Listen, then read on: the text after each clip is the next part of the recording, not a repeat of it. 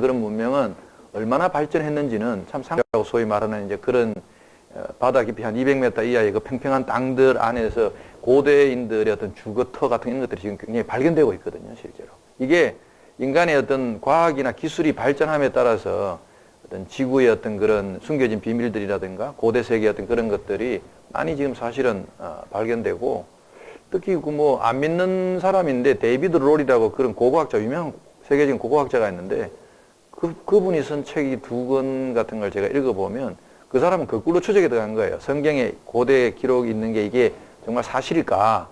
그래서 한번 자기는 안 믿는데 성경을 이게 거짓말이 아닐까 이게 그 이제 그런 어떤 각도에서 한번 추적에 들어가 봤는데 그 고대 유적들을 조사해 가고 하다가 보니까 점점 더 성경이 상당한 그 고대 세계를 설명하는 충분한 자료가 될 수 있다는 거를 그 사람이 이제 이야기한 책, 한 이만큼 두꺼운 책이 그 시간의 풍상이라는 거하고 문명의 창세기라는 그 고고학적 책이 세계적으로 유명한 학자이기 때문에 나온 책들이 2권이나 있어요. 그걸 보면 저도 이제 그걸 다 읽어봤는데 읽어보니까 야, 이게 그냥 성경에는 좀 보면 어떻게 보면 좀 몇 줄로 단편적으로 이렇게 써진 그런 글들을 갖고 이렇게 많이 연구에 들어가고 한 사람들은 의외로 많은 그 자료들을 갖고 있고, 노아의 홍수만 해도 제가 말씀드린 대로 이거 양심적인 사람이라면 다 인정할 수밖에 없어요. 이게 설화라든지 이런 것들을 연구하고 그런 학문적인 체계를 갖춘 사람들은, 제대로 학문을 하는 사람들은, 그러니까 이게 한 지역에서 일어난 사건이면 그렇게 많은 민족에게서 이런 똑같은 설화가 나올 수 없다는 거예요, 구조적으로. 그런 것도 이제 많이 이야기하고, 하여튼 창세기에 나와 있는 이런 흥미로운 이야기, 창세기는 우리만 관심 있는 게 아니에요. 기독교만 관심 있는 게 아니고, 내가 말씀드렸지 이슬람교, 유대교 전부 다 이 경전을 똑같이 사용하기 때문에 거의 같거든요, 내용이. 조금 변형된 거 외에는. 그러니까 뭐 미국 BBC 방송 같은 데서 이 세 종교의 지도자들이 나와서 이렇게 토론을 할 정도로 이 창세기에 대한 관심이 높아요. 전 세계 거의 한 40억 가까운 인구가 이거를 연구하고 본다고 보시면 돼요.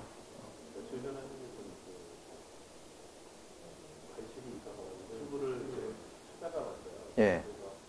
성경에 관련된 사람들을 좀 서치를 해봤더니 그 신의 산의 위치가 예.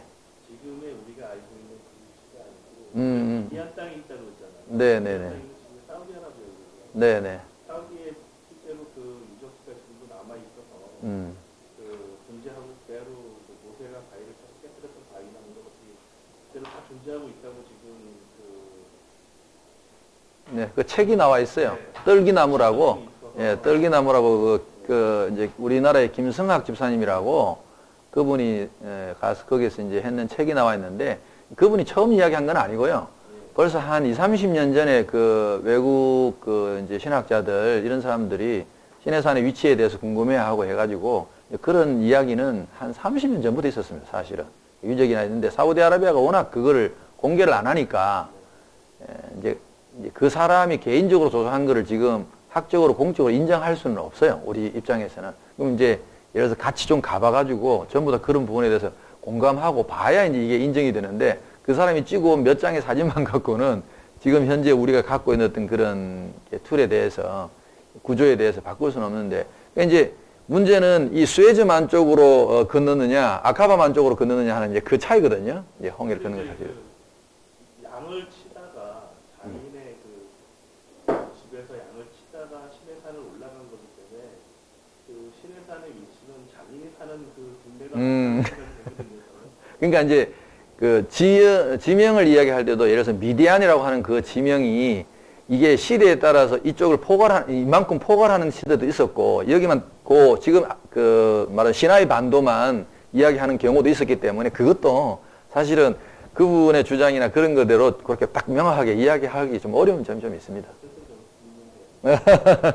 저도 궁금해요. 사실 안 가봤기 때문에 그쪽 사우디아라비아 쪽은 제가 안 가봤기 때문에 만약에 이게 오픈이 되고 공개가 되면 정말로 한번 가보고 싶어요. 그분의 주장대로 뭐 그런 많은 민족들이 집단으로 그 어떤 거주했던 유적이나 이런 것들이 굉장히 많이 남아있다고 하니까, 사실은 우리가 갔던 그 신해산 쪽으로는 그런 막 유적은 별로 남아있지는 않거든요. 그런 것도 한번 저도 궁금해요. 그 책을 저도 읽었는데, 뭐 말이 이렇게 왔다 갔다 하는데 결론은 그거예요. 어쨌든 건넜다는 거죠. 예. 저도 하나 주세요. 네. 90.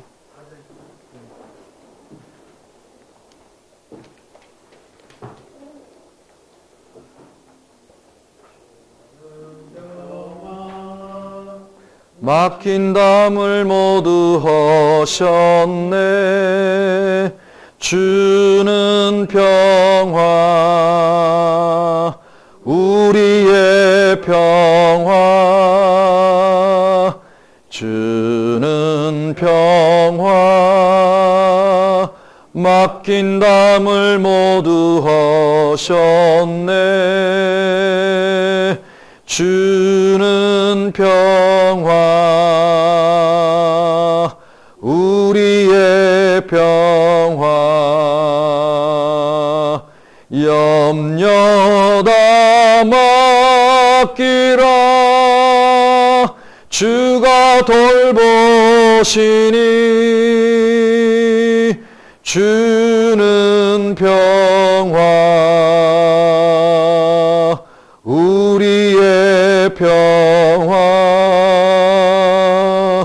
염려다 맡기라, 주가 돌보시니. 주는 평화, 우리의 평화.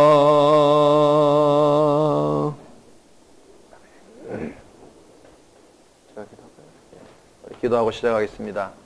하나님 감사합니다. 날씨가 많이 쌀쌀해졌는데 우리의 발걸음을 또 이곳으로 인도하시고 주님 말씀 앞에 또 함께 서게 하시니 감사합니다. 하나님, 이렇게 하나님을 말씀을 통해서 알아가는 귀한 시간, 우리들의 마음 속에 하나님에 대한 마음의 문을 열 수 있도록 하나님께서 우리를 인도하시고 성령께서 우리를 주장하여 주시옵소서. 오늘 또 말씀으로 하루를 시작하는 네오와인 이곳에도, 이 공동체에도 주님의 은총이 가득하길 원합니다. 함께하는 우리 직원들 모두가 주님 안에서 올 한 해 더욱 강건하고 하나님 안에서 말씀의 은혜를 풍성히 받아 누리는 공동체와 또한 각 개인과 그 가정들이 되게 하여 주시옵소서. 감사드리며 예수님의 이름으로 기도드립니다. 아멘. 우리 그 아브라함 이야기 지난주에 다 이렇게 했었는데요.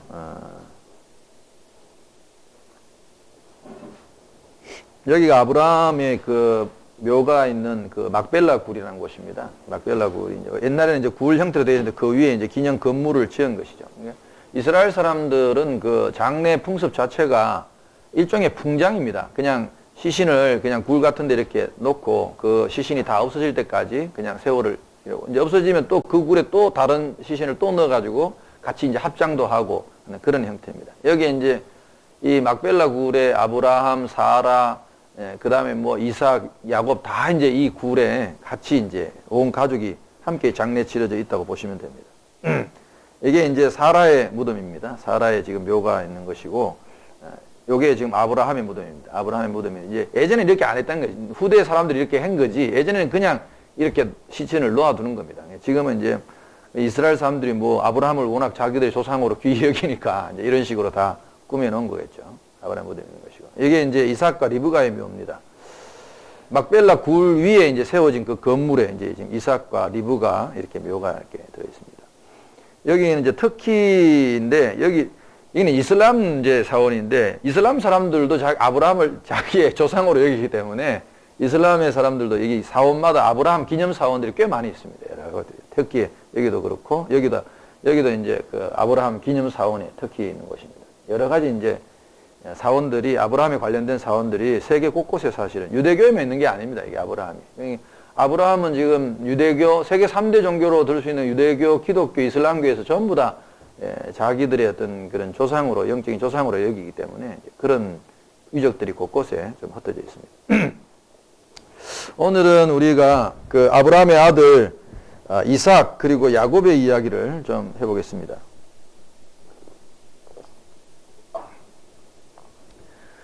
이삭은 그 별로 사실은 내용이 창세기에 많지 않아요. 아브라함의 분량이나 야곱의 분량에 비해서 이삭은 뭐 분량이라고 할 것도 없이 몇 장 되지도 않는데, 그 내용을 보면 이삭의 삶은 굉장히 좀 평탄한 삶이었어요. 평탄한 삶이었는데 한마디로 말하면 잘 먹고 잘 살았더라. 그렇게 이야기할 수 있어요. 대개 이제 아버지로부터 물려받은 어떤 영적 유산, 이제 그런 것 때문에 이삭의 삶은 대체적으로 평탄했어요. 근데 이제 아버지처럼 이제 그런 관습 속에 같이 살았기 때문에 역시 리브가를 아버지처럼 자기 아내가 아니고 누이라고 남의 땅에 갔을 때, 블레셋 땅에 갔을 때 이제 속인 거, 이제 그런 내용들. 살기 위해서 이제 그런 아내를 속였는데 또 역시 하나님이 간섭하셔서 아브라함과 비슷한 내용이 이제 그런 내용이 있고, 이삭은 우리가 그 어떤 사람으로 좀 규정 지을 수 있냐면 양보의 사람. 양보라는 어떤 미덕을, 힘을 우리에게 보여준 사람이 이 이삭이고, 순종의 사람으로서 그 어떤 복을 누리고 살았냐 하는, 그러니까 성경에 나오는 제일 효자가 누구냐 하면 이삭입니다. 그러니까 아버지한테 어떻게 보면 죽기까지 순종한 거잖아요. 자기의 생명을 내놓기까지. 제가 화요일날 말했듯이 이삭을 뭐 아브라함이 뒤통수를 몰래 까가지고 이렇게 눕히지는 않았을 거 아니에요. 그러니까 이삭이 자기가 자의에 의해서 아버지의 신앙을 인정하고 자기가 이 재단에 누웠다고 보는 거죠. 그래서 하나님이 이삭을 굉장히 순종의 아들로 보는데, 신약에 보면 이 이삭을 평가하는 걸 보면 그런 이야기를 합니다. 우리가 기독교가 가진 10계명이 있는데 10가지의 그 계명 중에서 1, 2, 3, 4 계명은 전부 다 이제 직접적으로 하나님께 관한 계명이라고 볼 수 있습니다. 뭐 우상을 만들지 마라, 섬기지 마라, 절하지 마라, 안식일을 지켜라. 이 4계명까지는 전부 다 하나님에 향한 직접적인 계명이고, 5계명부터는 사람을 향한 계명이거든요. 사람들에게 이렇게 하지 마라 하는 계명들이 나오는데, 사람에게 향한 첫 계명이, 5번째 계명이 내 부모를 공경하라는 계명입니다. 내 부모를 공경하라는 계명인데, 그 해석이 이제 성경에 여러 곳에 각각 되어 있지만 에베소스에 보면 이 10계명을 가지고 그 중에 5계명을 가지고 이렇게 말해놨습니다.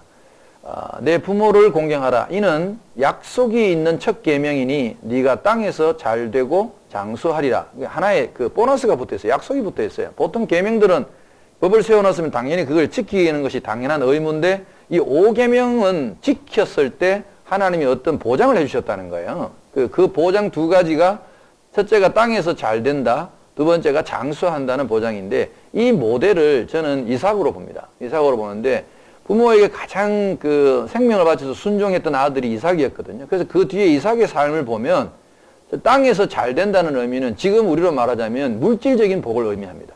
현세적인 복을 의미하는 거죠. 실제로 이 이삭이 이제 그랄 땅에 가서 살았는데, 그랄 땅에 가서 살면서 그랄 사람들이 이제 외지 사람이니까 좋은 땅에 쓰게 하진 않았어요. 주로 이제 목축을 하고 그러니까 그랄 사람들이 별로 쓰지도 않는, 맞아요, 외곽지에 땅을 이제 그냥 이제 좀 살게 내버려 뒀는데, 이삭이 그곳에서 이제 우물을 판 거예요. 이삭이 가진 그 기술 중에 하나가 우물 파기 기술이었어요. 고대 세계에서 이 목축업을 하는, 그러니까 좀 건조한 지역의 네게브 지역이라고 하는데, 그런 지역을 네게브 지역에서 우물을 판다는 것은 우리 현대사회로 말하면 여기 시내 빌딩 하나 갖는 것과 같은 그런 경제적인 가치를 가져요. 그러니까 양들을 먹이고 소들을 먹이는데 물이 절대적으로 필요하기 때문에 그렇게 우물을 파는 기술이라는 것은 대단한, 말하자면 그 자본이었어요, 말하자면. 근데 이삭은 아버지 아브라함이 팠던 곳, 그리고 파는 기술을 다 전수받았어요. 지금도 여러분 유대인들은요, 그 사람이 어떤 직업을 갖고 있든 간에, 예를 들어서 교수를 하든 뭐 목회자를 하든 뭐를 하든 간에 유대인들은 지금도 자기 아들에게 반드시 생존에 필수적인 기술을 한 가지씩 가르칩니다. 그러니까 유대인들은 그런 자기 잡과 상관없는 기술을 다 갖고 있어요. 탈무드에 보면 자기 아들에게 기술을 가르치지 않는 아비는 아주 악한 아비라고 그렇게 표현해 놓을 정도로 아들에게 반드시 그런 기술을 가르치는데, 아마 아브라함이 이삭에게 이 우물을 찾는 그런 비결을 아마 가르쳐 준 것 같아요. 그래서 이삭이 이제 우물을 이렇게 팠거든요. 처음에 이제 우물을 하나 팠는데, 이제 우물을 파니까 아무래도 물이 고정적으로 공급이 되니까 양을 훨씬, 이제 말하는 소를 훨씬 많이 이제 칠 수 있는 거죠. 실제로 여러분 목축업을 해보면 지금 이 지구상에 물 위기가 오는 것도 지금 소 같은 거 이런 걸 너무 많이 지금 기르기 때문에 사실은 이 물의 위기가 오는 겁니다. 굉장히 이 나무를 기르는 것보다 소 한 마리를 기르는 것이 물이 훨씬 더 많이 들어갑니다. 몇십 배가 들어갑니다, 실제로. 그러니까 이제 물이 절대적으로 필요하거든요. 이제 양이 막 늘어나고 하니까 그랄에 있는 목자들이 이제 배가 아픈 거죠. 이 외지 사람이 와가지고 잘 되니까. 그래서 이 그랄 목자들이 시비를 걸어요. 이삭 이제 우물가에 와가 목자들이 시비를 걸어가지고, 야, 이거 원래 이거 우리 땅이니까 여기서 나는 물도 우리 거다 하고 시비를 거는 거야. 내놔라고. 사실은 그걸 뺏는 게 목적이 아니고 그래가지고 시비가 붙으면 완전히 이제 다 죽여버리고 끝장을 보려고 시비를 건단 말이에요. 그러니까 이삭이 그걸 딱 알고는 고민을 한 거죠. 존재냐 소유냐. 비록 철학자는 없었어도 그때 벌써 이제 그런 고민을 하는 거죠. 그러니까 우리가 사람들에게 제가 이제 뭐 교회 다니는 분들한테도 이런 질문을 해봐요. 여러분 존재가 중요합니까? 소유가 중요합니까? 여러분 어떻습니까? 존재가 중요합니까? 소유가 중요합니까? 예, 다 그렇게 대답해요. 100%다 그렇게 대답해요. 제가 질문하면 그 모든 사람이 다 존재가 중요하다 그래요. 근데 사실 우리가 사는 걸 보면 소유를 더 중요하시 여기는 그런 가치가 너무 많거든요. 그 소유 몇 푼 때문에 사실은 존재를 이 인간이란 소중한 존재를 죽이기도 하고 우리가 자기 자신을 파괴시키기도 하잖아요. 인간이 가진 이론하고 실제 삶하고 이 괴리가 사실은 굉장히 많은 거죠. 근데 이삭은 생각해 보니까 진짜 이 소유보다도 존재가 더 중요하다는 걸 깨달은 거죠. 그래가지고 야 그거 그냥 줘라 싸우지 말고 그래가지고 그 우물을 줘버렸어요. 이제 교회 다니는 사람들도 이 우물이라는 그 가치를 잘 모르기 때문에 줄 수도 있지 그렇게 생각하는데 그런 게 아니에요. 그런 차원이 아니에요. 지금으로 말하자면 내가 그냥 열심히 노력해가지고 여기다가 5층 빌딩을 하나 지었는데 그거 조폭들이 와가지고 칼 들이밀고 이거 내 거야 인마 내놔 하는 거 똑같은 거거든 사실은. 가치가 그 정도 돼요.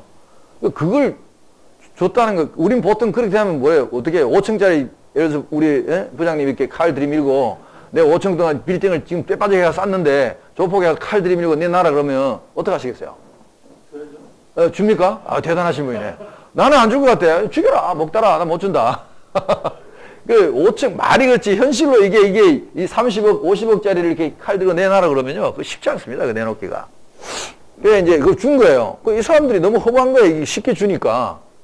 이게 뭐야 이거. 그러고는 이 사람은 또 딴 데 옮겨가지고 또 팠는데 우물을 그보다 좀 더 큰 걸 팠어요. 또 물이 더 많이 나오는 걸. 그러니까 이제 말하자면 5층짜리 빌딩 하나 주고 10층짜리 빌딩을 하나 이제 지은 거야. 또 금세. 그러니까 또 그랄 목자들이 또 이게 화가 나니까 또 쫓아와가지고 또 똑같이 뭐 지난번에 잘 했으니까 야 이것도 우리 거야 하고 시비를 거니까 이삭이 또 10층짜리 빌딩 같은 그런 우물도 네 거야? 묻더니 가져. 준 거예요.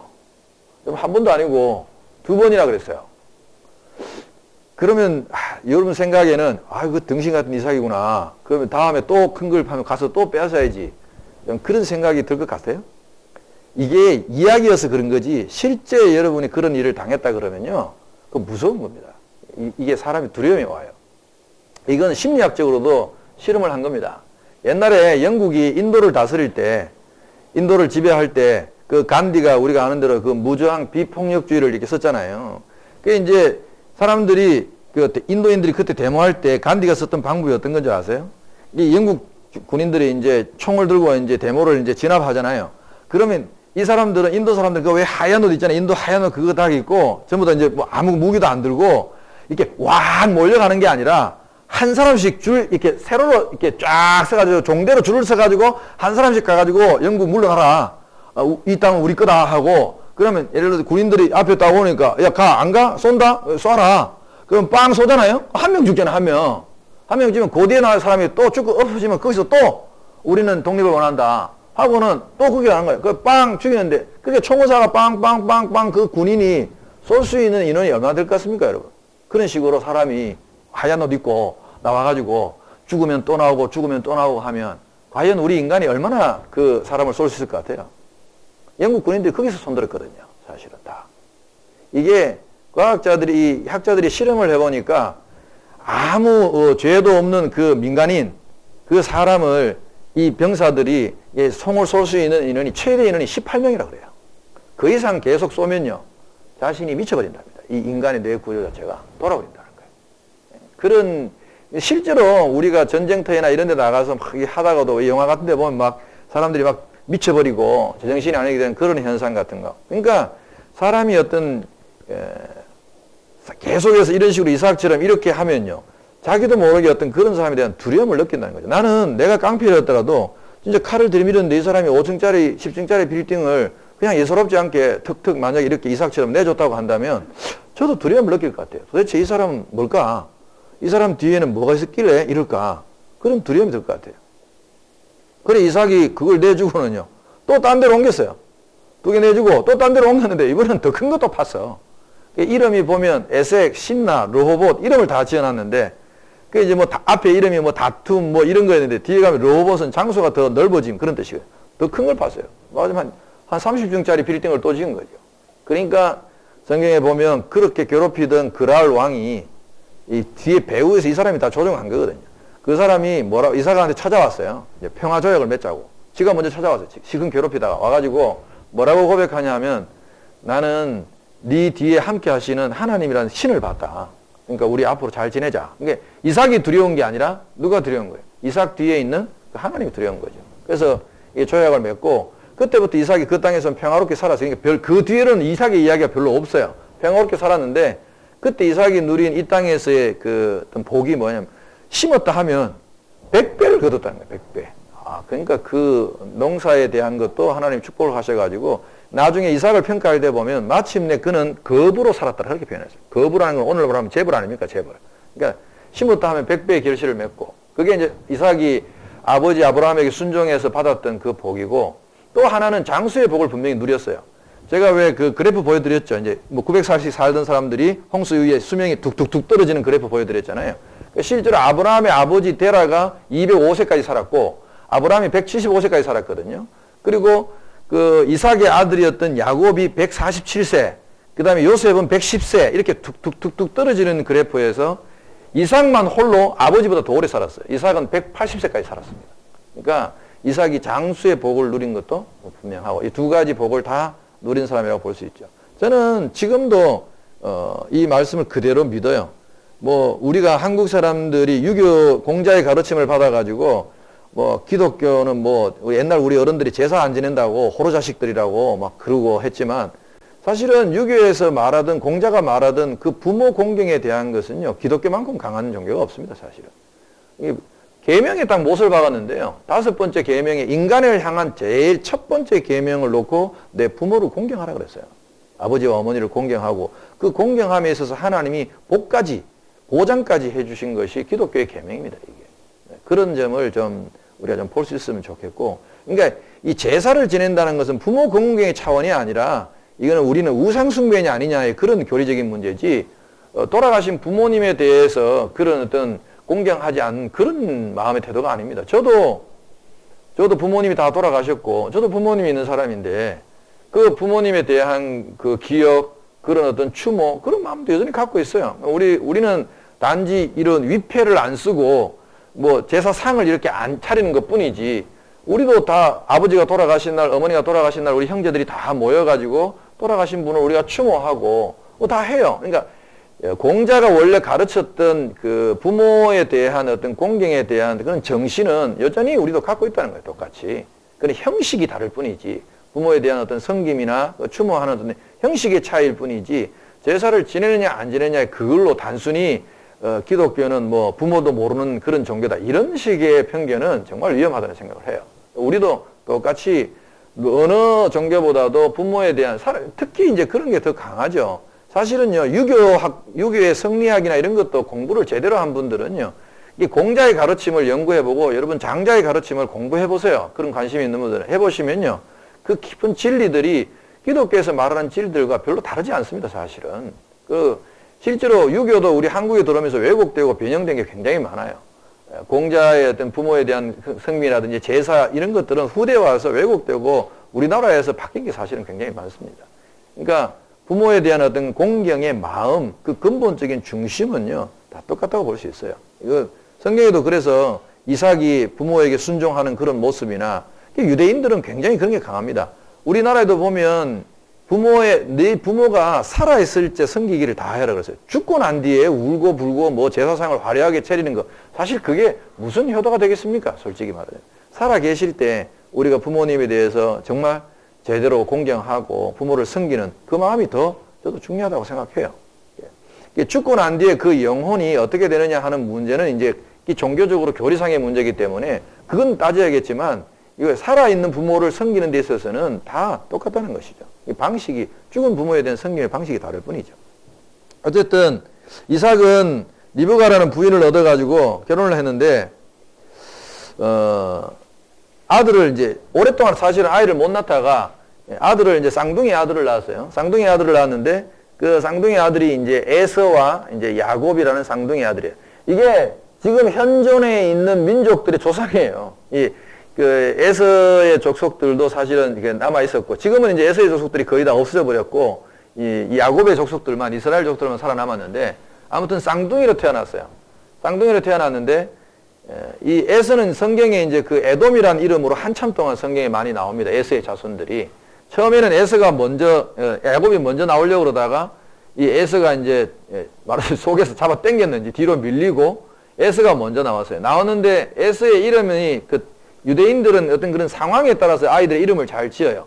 나왔는데 몸 색깔이 빨간색이었대요. 아주 빨갛게 그 색깔이 그래가지고 이 에서의 이름은 에돔이라고 별명이 붙은 그 에돔이라는 뜻이 불다는 뜻입니다. 불다. 온몸이 이제 빨갛게 해가지고 털도 막 많고 그랬어요.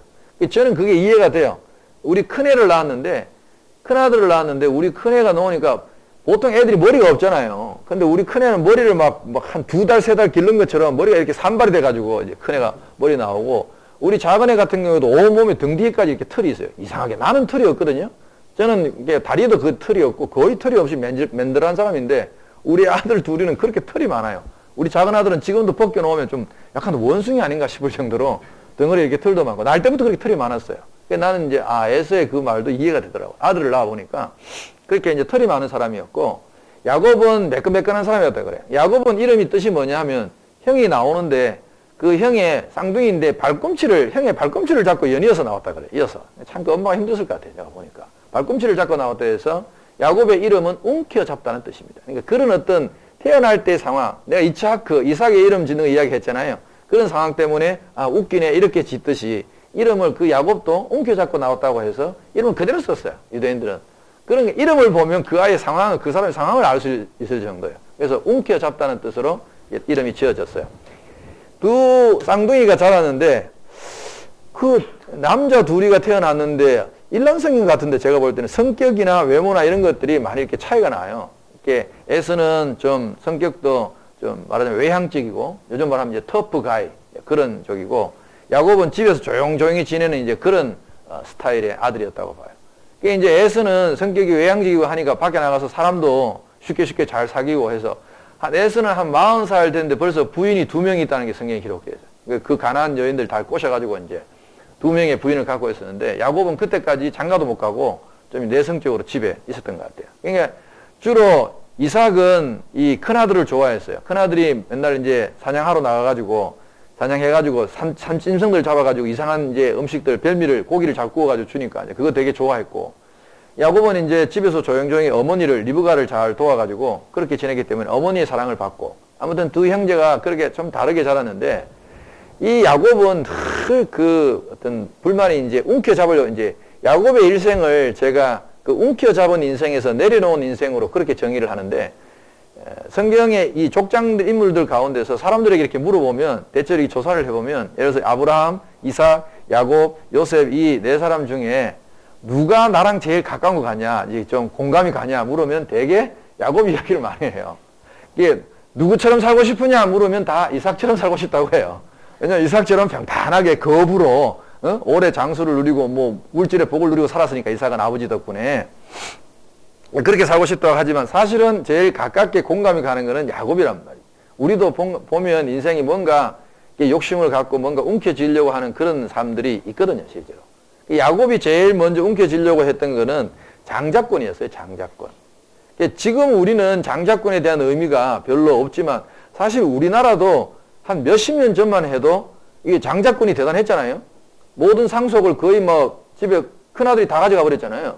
그래서 뭐 여동생들한테는, 여자들한테는, 자매들한테는 옛날에 상속도 안 해줬거든요. 몇십 년 전만 해도 그랬어요, 실제로 우리나라도. 그러니까 그 고대 세계의 장자권이라는 거는 일종의, 제가 그랬잖아요, 아브라함의 가족들이 하나의 작은 왕국이라고 봐야 된다 그랬잖아요. 조그만 부족 국가라고 보면 일종의 말하는 왕세자이죠, 왕세자, 장자권이 되는 거는. 옛날 우리 드라마 같은 데를 보면 왕자들이 아무리 많아도 이 왕세자로 책봉되는 왕자 말고 나머지 대군들은 그 삶이 정말 비참했거든요. 조용히 숨죽이고 살아야 돼. 조금 잘난 척하고 똑똑한 척하면 바로 모가지 날아가는 거야. 그래서 이 왕이 되지 못하는 왕자는 굉장히 그 비애가 있었거든요, 그 당시에. 그러니까 야곱도 그런 걸 잘 알았어요. 그리고 실제로 그 당시에 법이, 아버지의 재산이 예를 들어서 100이라면 장자한테는 두 몫을 줘요. 두 개를 준다면 차자한테는 하나밖에 안 주는 거예요. 딱 더블이 차이나. 여러분도 한번 생각해 보세요. 몇 초 관계가 아닌 걸로 태어났는데 조금 일찍 태어났다고 쌍둥이 형은 두 배 받고 자기는 하나 받고 너무 억울하잖아요. 물질적으로도 그렇지만 야곱이 더 어떻게 보면 간절하게 애를 태웠던 것은 하나님의 축복권이라고 하는 거죠. 이 장자를 통해서 하나님이 이 축복권이 영적인 복이 흘러간다고 믿었기 때문에 그것 때문에 좀 아쉬워했던 것 같아요. 가운데 혹시 쌍둥이 있나요? 쌍둥이 없으시죠? 이 쌍둥이들을 내가 보니까 이해가 된 게, 제 조카, 우리 이제 고모님 그 손자가 쌍둥이거든요. 지금은 다 커서 장가도 다 갔는데, 걔들이 어릴 때 이렇게 집에 놀러 가보면, 걔들이 남자애들이에요. 일란성 쌍둥이인데, 진짜 똑같아요. 자기 엄마도 구분하기 힘들 정도예요. 나는 물론 못하고, 어렸을 땐 너무 똑같아가지고, 자기 엄마도 구분이 안 돼. 그래서 자기 엄마가 얘들 둘을 구분하려고, 밤에 잘 때 옷을 다른 걸 입혀요. 색깔을. 이렇게 다르게 딱 입혀놓으면 요것들이 장난치느라고 밤에 자기들끼리 바꿔 입어요. 그래 아침에 이제 2층에서 이렇게 내려오면은 애들 방에서 내려오면 엄마가 옷을 어제 입혀놓은 게 있으니까 아, 그래, 형상아 잘 잤니? 그러면 나 형제인데 하고 자기 엄마를 얘들이 왜 그거 있잖아요. 집안의 어른들이 쌍둥이 자라면 이제 어느 정도 컸으니까 이제 장가 갈 때도 그러니까 형이라고 불러라. 죽어도 안 불러요. 그 동생이. 그 어른들이 뭐라고 하면, 아니, 지금, 이 형상이하고, 꼭 이름 불러. 형상이하고 나하고 15초 간격으로 나오는데, 걔도 15초 간격으로 나왔거든요. 15초 빠른데 무슨 형이냐고, 지가. 못 부른다고. 장가 가는데 지금까지도 안 불러요. 그냥 자기들끼리 이름 부르고. 그러니까 내가 그 동생의 쌍둥이의 마음을 좀 알 것 같아. 그런 마음을 이해되는 것 같고. 우리가 이렇게 감아보면, 이렇게 동생으로 자란 사람들, 이렇게 장남이 아닌, 저는 이제 장남인데, 제 동생이 이렇게 있으면, 동생이 가끔 그런 이야기를 해요. 나는 형이라는 소리를 한 번도 못 듣고 자랐으니까 그게 그렇게 또 이렇게 부럽기도 한가 봐요. 그래서 사회에 나오면 우리가 뭐 직장이나 학교에서도 보면 야자 타임 잘 좋아하잖아요. 한 번씩 뒤바꿔갖고 막 상사한테 막 반말을 막 해보고 이런 거 되게 그 해보면 통쾌감을 느낀다면서요. 별로 저는 야자 타임은 안 해봤는데 근데 그런 심리를 보면 이 야곱의 심리도 아마 그랬던 것 같아요. 좀 억울함을 느끼고 그랬던 것 같아요. 그래서 이 야곱이 형을 좀 그 장자권을 좀 탐을 냈어요. 그래서 이제 이 어느 날 에서가 사냥하러 갔다가 뭐 사냥이 뭐 늘 잘 되는 건 아니잖아요. 어느 날 이제 빈손으로 돌아오는데 하루 종일 산으로 쫓아다니니까 배가 고플 거 아니에요. 배가 딱 고프니까 집에 딱 오니까 야곱이 이제 뭘 끓이고 있는 거예요. 부엌에서 끓이고 있는데 이것도 제가 볼 때는 그래요. 이게 큰 솥에다 한솥 끓인 건 아닌 것 같아요. 큰 솥에다 한솥 끓였는데 형이 한 그릇 달라는데 안 줄 수는 없잖아요. 보나 안 보나? 지금 말하면 1인분 냄비 같은 조그만 데다가 자기 딱 먹을 만큼만 탁 끓이고 있었던 거예요. 그 이제 이 에서가 오니까 배가 너무 허기지니까 아직 엄마 밥을 안 해놓은 것 같고 야곱한테 가서 야, 야곱 이거 뭐냐? 그 나 좀 주라. 그러니까 야곱이 딱 안 주는 거죠. 안 돼. 나 혼자 먹으려고 지금 끓이고 있는 거야. 그러니까 에서가 여러분 중에도 아마 그런 분이 계신지 모르겠지만 저는 좀 그런 과에 속하거든요. 배고프면 되게 못 참는 사람 있잖아요. 그 배고픈 걸 되게 못 참는 사람이 좀 잘 참는 사람이 있고 되게 못 참는다는 의미는요. 저도 배가 좀 고프면 막 짜증이 확 밀려 올라와요. 그러니까 예전에 제가 신혼생활 할 때도 퇴근해가지고 집에 와서 우리 집사람한테 여보 밥 하면요. 5분 안에 밥상이 딱 나와야 되지. 그 안 나오면 막 짜증이 확 밀려 나와가지고 밥 먹을 때까지 식은길이 나요. 배고픈 걸 되게 못 참는 체질이거든요. 저도. 이게 위가 크다 보니까 그게 되게 못 참는 것 같아요. 에서도 아마 좀 그런 체질이었던 것 같아요. 밖에 나와서 배가 고프니까. 막 이제 사정을 해도 이놈 동생은, 악한 동생은 안 주는 거야. 야곱이. 끝내 안 주니까. 아마, 에서의 입에서 마침내 이런 말이 나왔을 거예요. 성경에 그런 게 자세히 나와 있지 않지만, 마침내 에서의 입에서, 야, 그 한 그릇 주면 내가 네 시키는 대로 다 할게. 이제 이 정도로 되는 거예요. 그 밥 한 그릇에 눈이 완전히 뿅 가는 거죠. 말하자면. 그때쯤 됐을 때 야곱이 이제 딱 제안을 하는 거죠. 그럼 이거 내가 줄 테니까 나한테 형이라고 해봐. 지금 여러분들은 무슨 그런 유치한 근데 쌍둥이 동생이 안 돼 보고는 그런 말을 함부로 할 수 없어요. 그러니까 이 야곱은 그 형한테 그 형 소리 한번 들어보는 게 평생에 속을 수도 있잖아요. 우리가 속을이라는 건 각각 다 다르니까. 그래 그걸 한 그릇 딱 주면서 이제 엄마 아빠 안 부를 땐 그럼 앞으로 나한테 형이라고 부르기로 약속하고 이제 그걸 준 거예요. 그 에서는 성격이 달라요. 야곱하고. 그래 그까짓 거 내가 형이라고 하면 어떻고 아니라고 하면 어떠냐 쌍둥이끼리인데 아마 대수롭지 않게 그렇게 생각했을 거예요. 그러니까 가볍게 생각했으니까 예 형님 한 그릇 주세요 이러고 이제 한 그릇 받아 먹은 거예요. 쉽게 말해서. 제가요 우리 아들 둘을 키우면서 내가 그런 광경을 한번 봤다니까요, 진짜. 우리 아들이 2살 터울이에요. 2살 터울인데, 이 형은, 그 큰 애는 좀 성격이 털털하고, 굉장히 좀 외향적이에요. 이 작은 애가 꼭 야곱처럼 성격이 좀 까칠하고, 좀, 이렇게 좀, 자기 세계가 좀 강해요. 둘째 애가.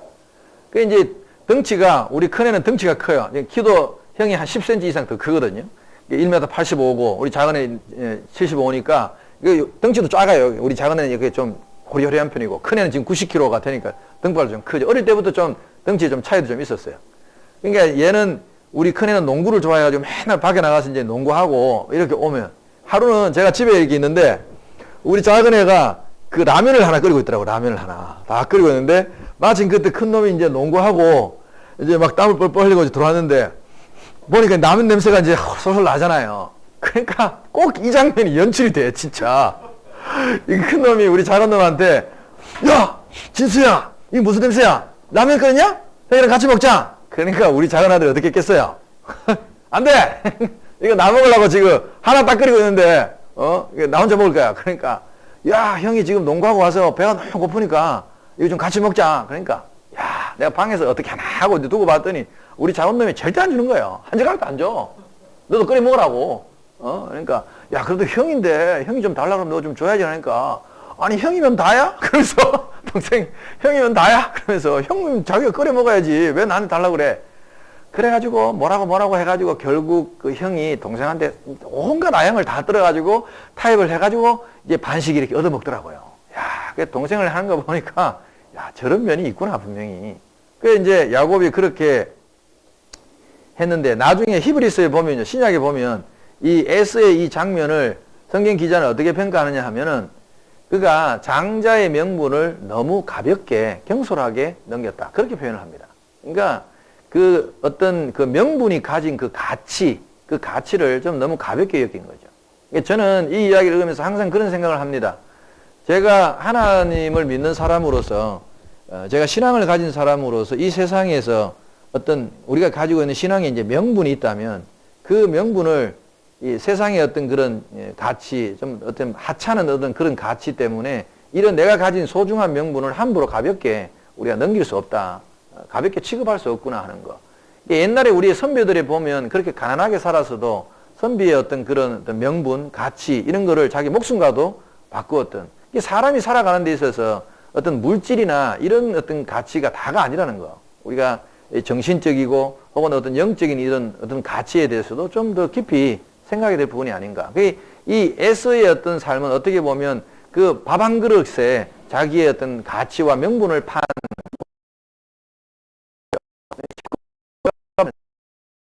생각이 들어요. 그러니까 에서는 그런 가치관이 없었다는 거죠. 우선 눈에 보이고 손에 잡히고 이런 거를 자기 인생의 가치관으로 삼았던 사람이고, 야곱은 형이 가졌던 그 장자라는 어떤 보이지 않는 유산과 그런 어떤 가치에 대해서도 깊이 생각했던 사람이라고 볼 수 있죠. 그러니까 어머니 리브가의 눈에 볼 때 이 큰아들은 저 큰아들한테 우리 집안을 맡겼다가는 이게 집안이 좀 영적으로 바르게 이어져 갈 것 같지 않다는 그런 늘 불안감이 있었어요. 그래서 이제 하루는 이삭이 이제 나이가 많이 들어서, 여러분 나이가 많이 들면 인간의 육신에 나타나는 큰 특징 중에 하나가 성경에도 그런 게 여러 번 나오는데 눈이 먼저 갑니다. 눈이. 시력이 어두워져요. 눈이 가고 뭐 백내장도 오고 눈이 굉장히 빨리 가요. 그러니까 이제 이삭이 나이가 많아서 눈앞이 보이지 않게 되니까 이제 자기가 곧 죽을 거라고 생각했는 거예요. 사실 이삭은 그러고도 한 20년을 넘게 살았는데, 30년을 더 살았는데 눈이 안 보이니까 자기 아들에게 축복을 하려고 큰아들을 불렀어요. 이 에서를 불러가지고 네가 가서 좀 맛있는 거 좀 사냥해가 와서 요리를 해오면 내가 그걸 먹고 너에게 이제 내 말하자면 아버지로서의 모든 축복을 너에게 이제 물려주겠다. 축복을 해주겠다. 그래 이제 에서가 그 짐승을 잡으러 간 틈에 리브가가 그 이야기를 같이 들었으니까 듣고는 진짜로 이제 아버지가 축복을 해버리면 말하자면 왕권이 내려가는 거예요. 이제 에서한테 말하자면 양위를 하는 것과 같은 행위예요. 그게. 그러니까 하니까 이 리브가가 이렇게 우리가 물려서는 안 되겠다. 그래서 야곱을 불렀어요. 야, 내가 요리는 내가 해줄 테니까 요리를 들고 아버지한테 가서 형 오기 전에 네가 아버지한테 형이라고 속이고 축복을 받아라. 사실은 이 둘이가 쌍둥이가 뱃속에 있을 때 되게 뱃속에서 발길질을 서로 해대고 엄청나게 싸웠대요. 성경에 보면. 그래서 리브가가 하나님께 기도하면서 하나님 뱃속에서부터 이 두 아이가 이렇게 쌍둥이가 이렇게 힘들면 이거 어떻게 하겠냐고 기도를 했더니 하나님이 리브가에게 주신 말씀이 있거든요. 그때 뭐라고 했냐면은 네 뱃속에 두 민족이 들어있구나. 그래서 큰 아이가 작은 아이를 섬기게 될 것이다 하고 하나님이 리브가에게 말씀하신 게 있었거든요. 일종의 예언과도 같은 것이죠. 어떤 분들이 그 물어요. 왜 하나님이 그 뱃속에 있는데 아이가 아무 행동도 아직 하지도 않았는데 큰 아이가 작은 아이를 섬긴다고 그렇게 말씀하셨을까? 그건 모르죠. 하나님 마음이지 뭐 내가 어떻게 알겠어요. 하나님 그렇게 열정하시고 우리가 기독교의 교리 가운데서 좀 어려운 부분 중에 하나가 그러니까 지금 우리가 뭐라고 딱 이론적으로 바뀔 수 없는 교리 중에 하나가 예정론이라는 게 있어요. 하나님이 어떤 사람을 선택하시고 그 선택한 사람은 반드시 하나님께로 돌아오게 돼 있다는 거는 참 이론으로 저도 설명하기 힘들어요. 근데 나이가 이제 50이 넘고 저도 신앙생활을 이렇게 한 몇십 년 이렇게 하고 보니까 살아와서 돌아보니까 이런 것들이 분명히 있구나. 우리가 이해할 수 없는 인간의 이성으로는 완전히 이해할 수 없는 어떤 그런 신의 예정이라든지 이런 것들이 분명히 있구나. 그게 운명론은 아니에요. 그것도 운명론하고는 또 조금 차이가 있는 그것도 다른 그런 면이 있어요. 어쨌든 이 아이들에 대한 것도 그렇다고 해서 뭐 에서는 하나님이 버려버리고 너는 안 되고 야곱은 선택하고 이런 건 아니거든요. 선택은 이 에서도 자기의 삶을 살면서 하나님 앞에 온전히 살고 바르게 살았더라면 하나님이 에서도 축복하시고 에서도 거두었을 거예요. 그런 부분들을 이제 이 야곱을 불러다가 어머니가 아버지가 아무리 눈이 안 보이지만 나하고는 외모가 다른데 아버지가 눈이 안 보이면 촉각이 발전했을 텐데 아버지가 분명히 나를 만져보자 할 때 만져보면 형은 털이 이렇게 부시부실한 사람이고 나는 매끈매끈한 사람이니까 들키면 축복은 고사하고 아버지한테 저주를 받을 참인데 내가 어떻게 아버지를 속이고 가겠냐 하니까 그 책임은 내가 다 질 테니까 엄마가 걱정하지 말고 네 형한테 이 집안을 물려줘서는 안 되니까 그러면 내가 일단 형 방에 가가지고 옷을 하나 훔쳐오라 그래요. 그래서 에서가 평소에 이제 사냥하러 다닐 때 입던 옷을 하나 훔쳐와요. 주로 아마 그 옷이 이제 털옷일 텐데 냄새가 땀 냄새가 많이 배기나 아마 그런 옷이라고 봐요. 그 옷을 하나 훔쳐 입고 리브가가 이제 양털을 갖고 여기다가 이제 팔 같은 이제 아버지가 만질만한 이 부위에다가 말하자면 이제 털을 해가지고 붙여주는 거예요. 그러니까 성경에 나오는 보면 이 리브가가 인류 역사상 최초의 분장사입니다. 진짜로. 여러분 누가 최초의 분장을 시작했을까 궁금하시잖아요. 이 리브가예요, 리브가. 리브가가 분장을 했는데 얼마나 잘했는지 야곱이 이제 덜덜 떨면서 아버지한테 갔는데 아버지가 이상하다. 목소리는 야곱 같은데 목소리도 좀 달랐던가 봐. 야곱 같은데 네가 에스라고 하니까 어디 가까이 와봐라 하면 내가 만져봐야겠다. 그럼 이렇게 만져보니까 분간을 못했어요. 그럼 분장을 잘한 거죠. 굉장히 잘한 거예요. 분장을 아버지는 속일 정도로 분장을 했으니까. 그러고는 이제 이 야곱이 이삭이 야곱에게 이제 축복을 합니다. 창세기 27장을 한번 펴보세요. 그 축복하는 장면도 한번 우리가 구체적으로 말씀을 한번 볼 필요가 있어요.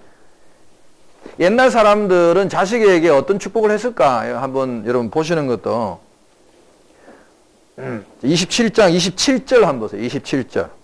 자, 이제 이삭이 야곱에게 축복합니다. 그가 가까이 가서 그에게 입 맞추니 아버지가 그의 옷에 향취를 맡고 먼저 냄새를 킁킁 맡았어요. 그랬더니 그리고 그에게 축복하여 이르되 내 아들의 향취는 여호와께서 복 주신 밭의 향취로다. 이 말은요, 땀 냄새란 뜻입니다. 그러니까 노동의 대가, 노동으로 인해서 흘린 땀은 그 냄새는 참 귀하다. 그게 복이라고 지금 이야기하는 거예요.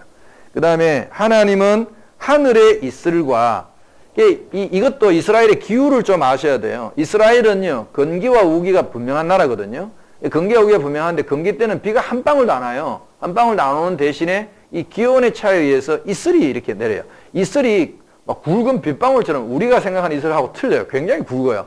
그런 게 와야 그나마 이게 좀 수분도 섭취하고 살 수 있는 건데 그러니까 성경에 나오는 하늘의 이슬이라는 것은 축복의 상징 단어입니다. 이게 하늘의 이슬과 땅의 기름짐이며 그러니까 기름진 땅에서 살게 될 거라는 거죠. 풍성한 곡식과 포도주를 내게 주시기를 원하노라. 물질적인 복이죠. 이런 것들이. 그 다음에 만민이 너를 섬기고 열국이 내게 굴복하리니 내가 형제들의 주가 되고 내 어머니의 아들들이 내게 굴복하며, 자, 뒤에가 참 중요한 거예요. 너를 저주하는 자는 저주를 받고 너를 축복하는 자는 복을 받기를 원하노라. 이게 축복이에요.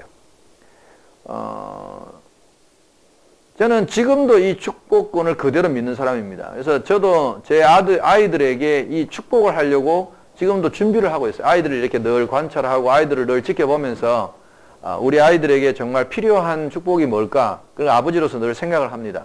저는 제가 뭐 교통사고로 갑자기 죽는다거나 그런 일이 벌어지지 않고 이제 어느 정도 제가 나이가 수를 누리고 그렇게 죽게 된다면 예를 들어 이제 병이 들어서 아 내가 이제 죽을 때가 다 돼갔구나 사람이 어느 정도 느끼잖아요. 그거 이제 자기의 죽음에 대해서 예감을 한다고 그래요. 다 나이 드신 분들 얘기 들어보면 그때가 되면 우리 아이들 아들들 딸을 다 제가 모아놓고 이 야곱처럼 저도 아이들의 머리에 손을 얹고 축복할 그런 계획을 갖고 있어요. 만약에 내가 못하면 내가 그런 식으로 하면 우리 아내에게도 제가 부탁을 했어요. 반드시 아이들에게 축복하고 죽으라고. 그 빈 축복들이 성경에 보면 이 자손들에게 그대로 다 이루어졌다는 걸 볼 수 있어요. 역사적으로. 저도 이걸 그대로 믿거든요. 사실. 그리고 그 아이들에게 정말 필요한 내가 축복을 하는 것이 아비로서의 가장 큰 사랑 중에 하나라고 저는 봅니다. 그래서 이렇게 축복을 했어요. 했는데 이삭이 이제 야곱의 축복을 나갔죠. 나가고 나니까 이제 에서가 들어왔어요. 고기 잡아와가지고 아버지 잡아왔습니다. 드시고 저에게 축복하세요 하니까 이삭이 막 엄청 놀랐죠. 33절 보세요. 이삭이 심히 크게 떨며 이르되 그러면 사냥한 고기를 내게 가져온 자가 누구냐? 네가 오기 전에 내가 다 먹고 그를 위하여 축복하였으니 그가 반드시 복을 받을 것이니라. 이게 이제 이미 되물릴 수 없다는 거예요.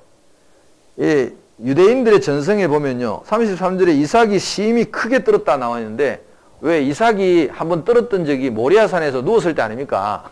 제물로 누웠을 때. 그때 얼마나 떨었겠어요. 아버지가 칼 들고 막 자기를 찌르려고 했을 때. 근데 유대인들의 전성에 의하면 모리아산에서보다 더 떨었다 그래요. 이때가. 쏘았을 때가. 더 막 덜덜덜 팔이 손발이 다 떨렸다 그래요. 이 축복을 잘못했으니까. 큰아들이 아니고 이 작은아들한테 했으니까. 그래서 에스가 막 울면서 그놈의 이름이 야곱이 그 속이는 자인데 이놈이 나한테 지금 처음 아버지와 나를 속인 게 아니라 옛날에 그 팥죽 한 그릇 갖고도 나를 속인 적이 있다 하면서 고함을 지르면서 내 복을 빼앗았다도 하면서 에스가 아버지의 빌복이 이것뿐입니까? 나한테도 축복해달라는 거예요. 그러니까 에스는 제가 보니까 뭘 잘 모르는 인간이에요. 이미 아버지가 다 이 축복 다 빌었는데 그래도 자기한테 남은 찌꺼기라도 달래는 거야. 그 찌꺼기가 그게 좋겠습니까? 그래서 하도 내가 보니까 이 아들이 덩치 큰 아들이 완전 좀 협박하다시피 하니까 아버지가 눌린 것 같아. 내 분위기를 이렇게 보니까.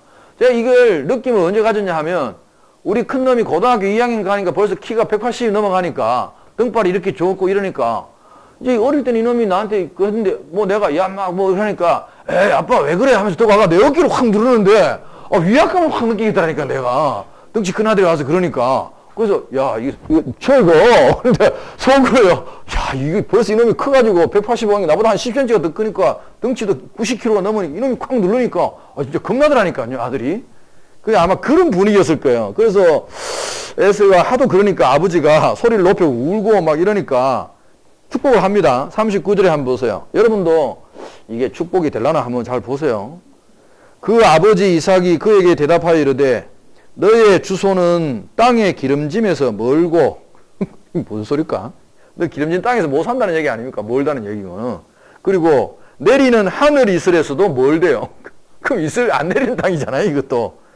너는 칼을 믿고 생활하겠고 여러분 고대 그 당시에 그 사람들이 생활하는 근간은 농사거든요. 사실.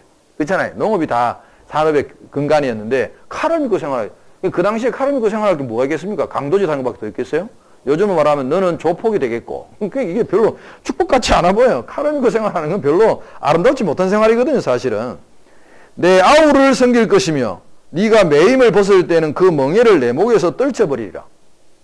잘 읽어보세요. 여기까지 축복인데 뭐 축복될 만한 게 있나요? 여러분 생각해도? 별로 없죠? 에서도 바보가 아닌데 축복이라고 덕받고 나오면서 곰곰이 생각해봤어요. 너의 주소는 기름짐에서 멀고 하늘이 쓰여서 멀 것이고 너는 칼을 믿고 생활하겠고 네 아우를 섬길 것이고 하나도 복이 아니야. 지가 자기가 생각하니까. 그래서 성질이 확 나는 거예요. 야, 이 새끼가 나를 속이고 말이야. 내 복을 다 뺏어갔으니까 이제 에서는 힘이 있으니까 원래 터프가이고 하니까 야곱은 비리비리한 동생이니까 아버지가 이제 곧 장례 치를 날이 얼마 안 남았으니까 아버지 살아계실 때는 차마 못 그러고 이제 이삭이 아버지가 돌아가시기만 하면 내가 이놈을 쥐어리겠다 하고 그 이빨을 가는데 이빨 가는 소리가 너무 크게 들리는가 봐요. 그래 리브가가 그걸 딱 아들이 이제 막 큰아들이 얼굴이 울그락불그락 나오니까 리브가가 또 겁이 나가지고 이러다가는 생태 같은 아들을 둘 다 죽이겠다 싶으니까 자기 남편한테 뭐라고 핑계대냐 하면 나는 우리 큰애가 이 가나안 땅의 여자를 며느리로 삼았는데 그 두 며느리가 다 마음에 안 든다는 거야. 사실 마음에 안 들었을 거예요. 왜냐하면 리브가가 살았던 그 하란 지역하고 이 가나안 지역이 풍속이 완전히 달랐을 거란 말이에요. 그러니까 여인들의 어떤 그런 풍속이 있는 것도 많이 달라졌겠죠. 며느리하고 마음이 실제로 안 맞았을지도 몰라요.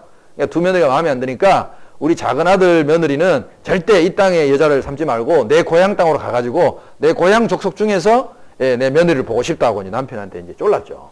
이제 이삭도 생각해 보니까 지금 사태가 지금 복을 지금 거꾸로 바꿔가지고 지금 축복을 해놨으니까 여러분 우리도 드라마 같은 데 보면 큰아들이 정상적으로 이 왕이 안 되고 작은아들이 왕위를 물려받을 때는 반드시 문제가 많이 생기잖아요. 그러니까 야 이거 문제가 생기겠다 싶어서 그래 이제 보내기로 합니다. 야곱을 장가 보내기 위해서 이제 그 외갓집으로 보내는 거죠. 외갓집 동네로 이제 보내는 거죠. 상당히 먼 거리예요. 가는데 성경에 보면 야곱이 기름 한 병 달랑 들고 가는 광경이 나오죠. 기름 한 병 들고 가잖아요. 아니 생각을 해보세요. 지금 야곱이 일단요 남자가 그 당시에 여자한테 장가 가려면 뭐가 필요하다고 그랬어요 제가? 지장금이 있어야 되잖아요. 근데 기름 한 병 그게 지장금이 되겠습니까? 말이 안 되지. 기름 한 병이 그 팔아봐야 참기름 한 병 팔아봐야 얼마 나오겠어요. 이게 말이 안 되는 거야. 근데 그 어떻게 기름 한 병 들고 갔을까? 그리고 내가 볼 때는 가나안 땅에서 그 하란 땅까지 가는 여비도 안 돼. 솔직히 기름 한 병 팔아가지고 무슨 여관방에서 잠이나 자겠어요? 근데 기름 한 병 달랑 들고 나갔다는 거 나도 그게 이해가 안 됐어요. 저는 이런 게 이해가 안 되면 막 생각도 해보고 막 또 뒤져봐요. 이렇게 자료들을 또 뒤져봐요. 유대인들이 갖고 있는 그 자료가 있어요. 자기 아브라함에 대한 이야기, 야곱에 대한 이야기가 성경에 안 나와 있는 이야기, 그런 이제 말하자면 비하인드 스토리 이 책들이 많아요. 전생에 이렇게 보니까. 근데 그 책 보고 좀 이해가 됐어요. 그 책에 보면 리브가가 얼마나 챙겨줬겠어요. 생각해 보세요. 아들 장가 보내려고 낙타 한 10마리에다가 바리바리 해가지고 지창금하고 씌워줬대요. 그 야곱이 이제 딱 가니까 에스가 딱 길목에 지키고 있다가 군사 몰고 딱 지키고 있다가 이제 아버지 어머니는 다 보냈다고 생각했는데 에스가 중간에서 딱 가로막고 너 다 이거 깍대기 싹 뺏겼대요. 다 뺏고 싹 다 빼갖고 딱 기름 한 병만 달랑 들려가 너 가서 죽든지 말든지 알아서 한번 가봐. 네가 믿는 하나님이 그래 네가 그렇게 좋아하는 하나님이 어떻게 하시는지 한번 보자. 그리고 기름 한 병만 달랑 들려가지고 보냈다고 해요. 그 기록에 보면 성경에 안 나와 있는데 그래 이제 야곱이 기름 한 병 들고 가니까 여러분 아다시피 뭐 호텔에 잘 수도 없고 여관에 잘 돈도 없잖아요. 그 가다 보면 이제 들판에서 자요. 들판에서 격려한다 그러는데 가보면 성경에 보면 또 노숙인의 시초가 나와요. 이게 야곱이야. 성경에 이게 노숙자잖아요. 말하자면 들판에서 자는 거죠. 돌베개 베고 이게 자니까 얼마나 무서웠겠어요. 처음 집 떠나가지고 나이가 70인 남자라도 어쨌든 그 당시에 집을 떠나서 그렇게 혼자 여행한다는 게 결코 쉬운 일이 아니었거든요. 낙타 10마리 갖고 막 좀 사람들 데리고 가면 좋은데 에서가 다 빼앗아 버렸으니까 혼자 이렇게 자고 있는데 겁이 나왔어요. 근데 꿈에 하나님이 이제 나타나셔서 천사가 오르락내리락 하는 꿈을 보여주시고 하나님이 야곱에게 그런 이야기를 합니다. 야곱아 두려워하지 말아라.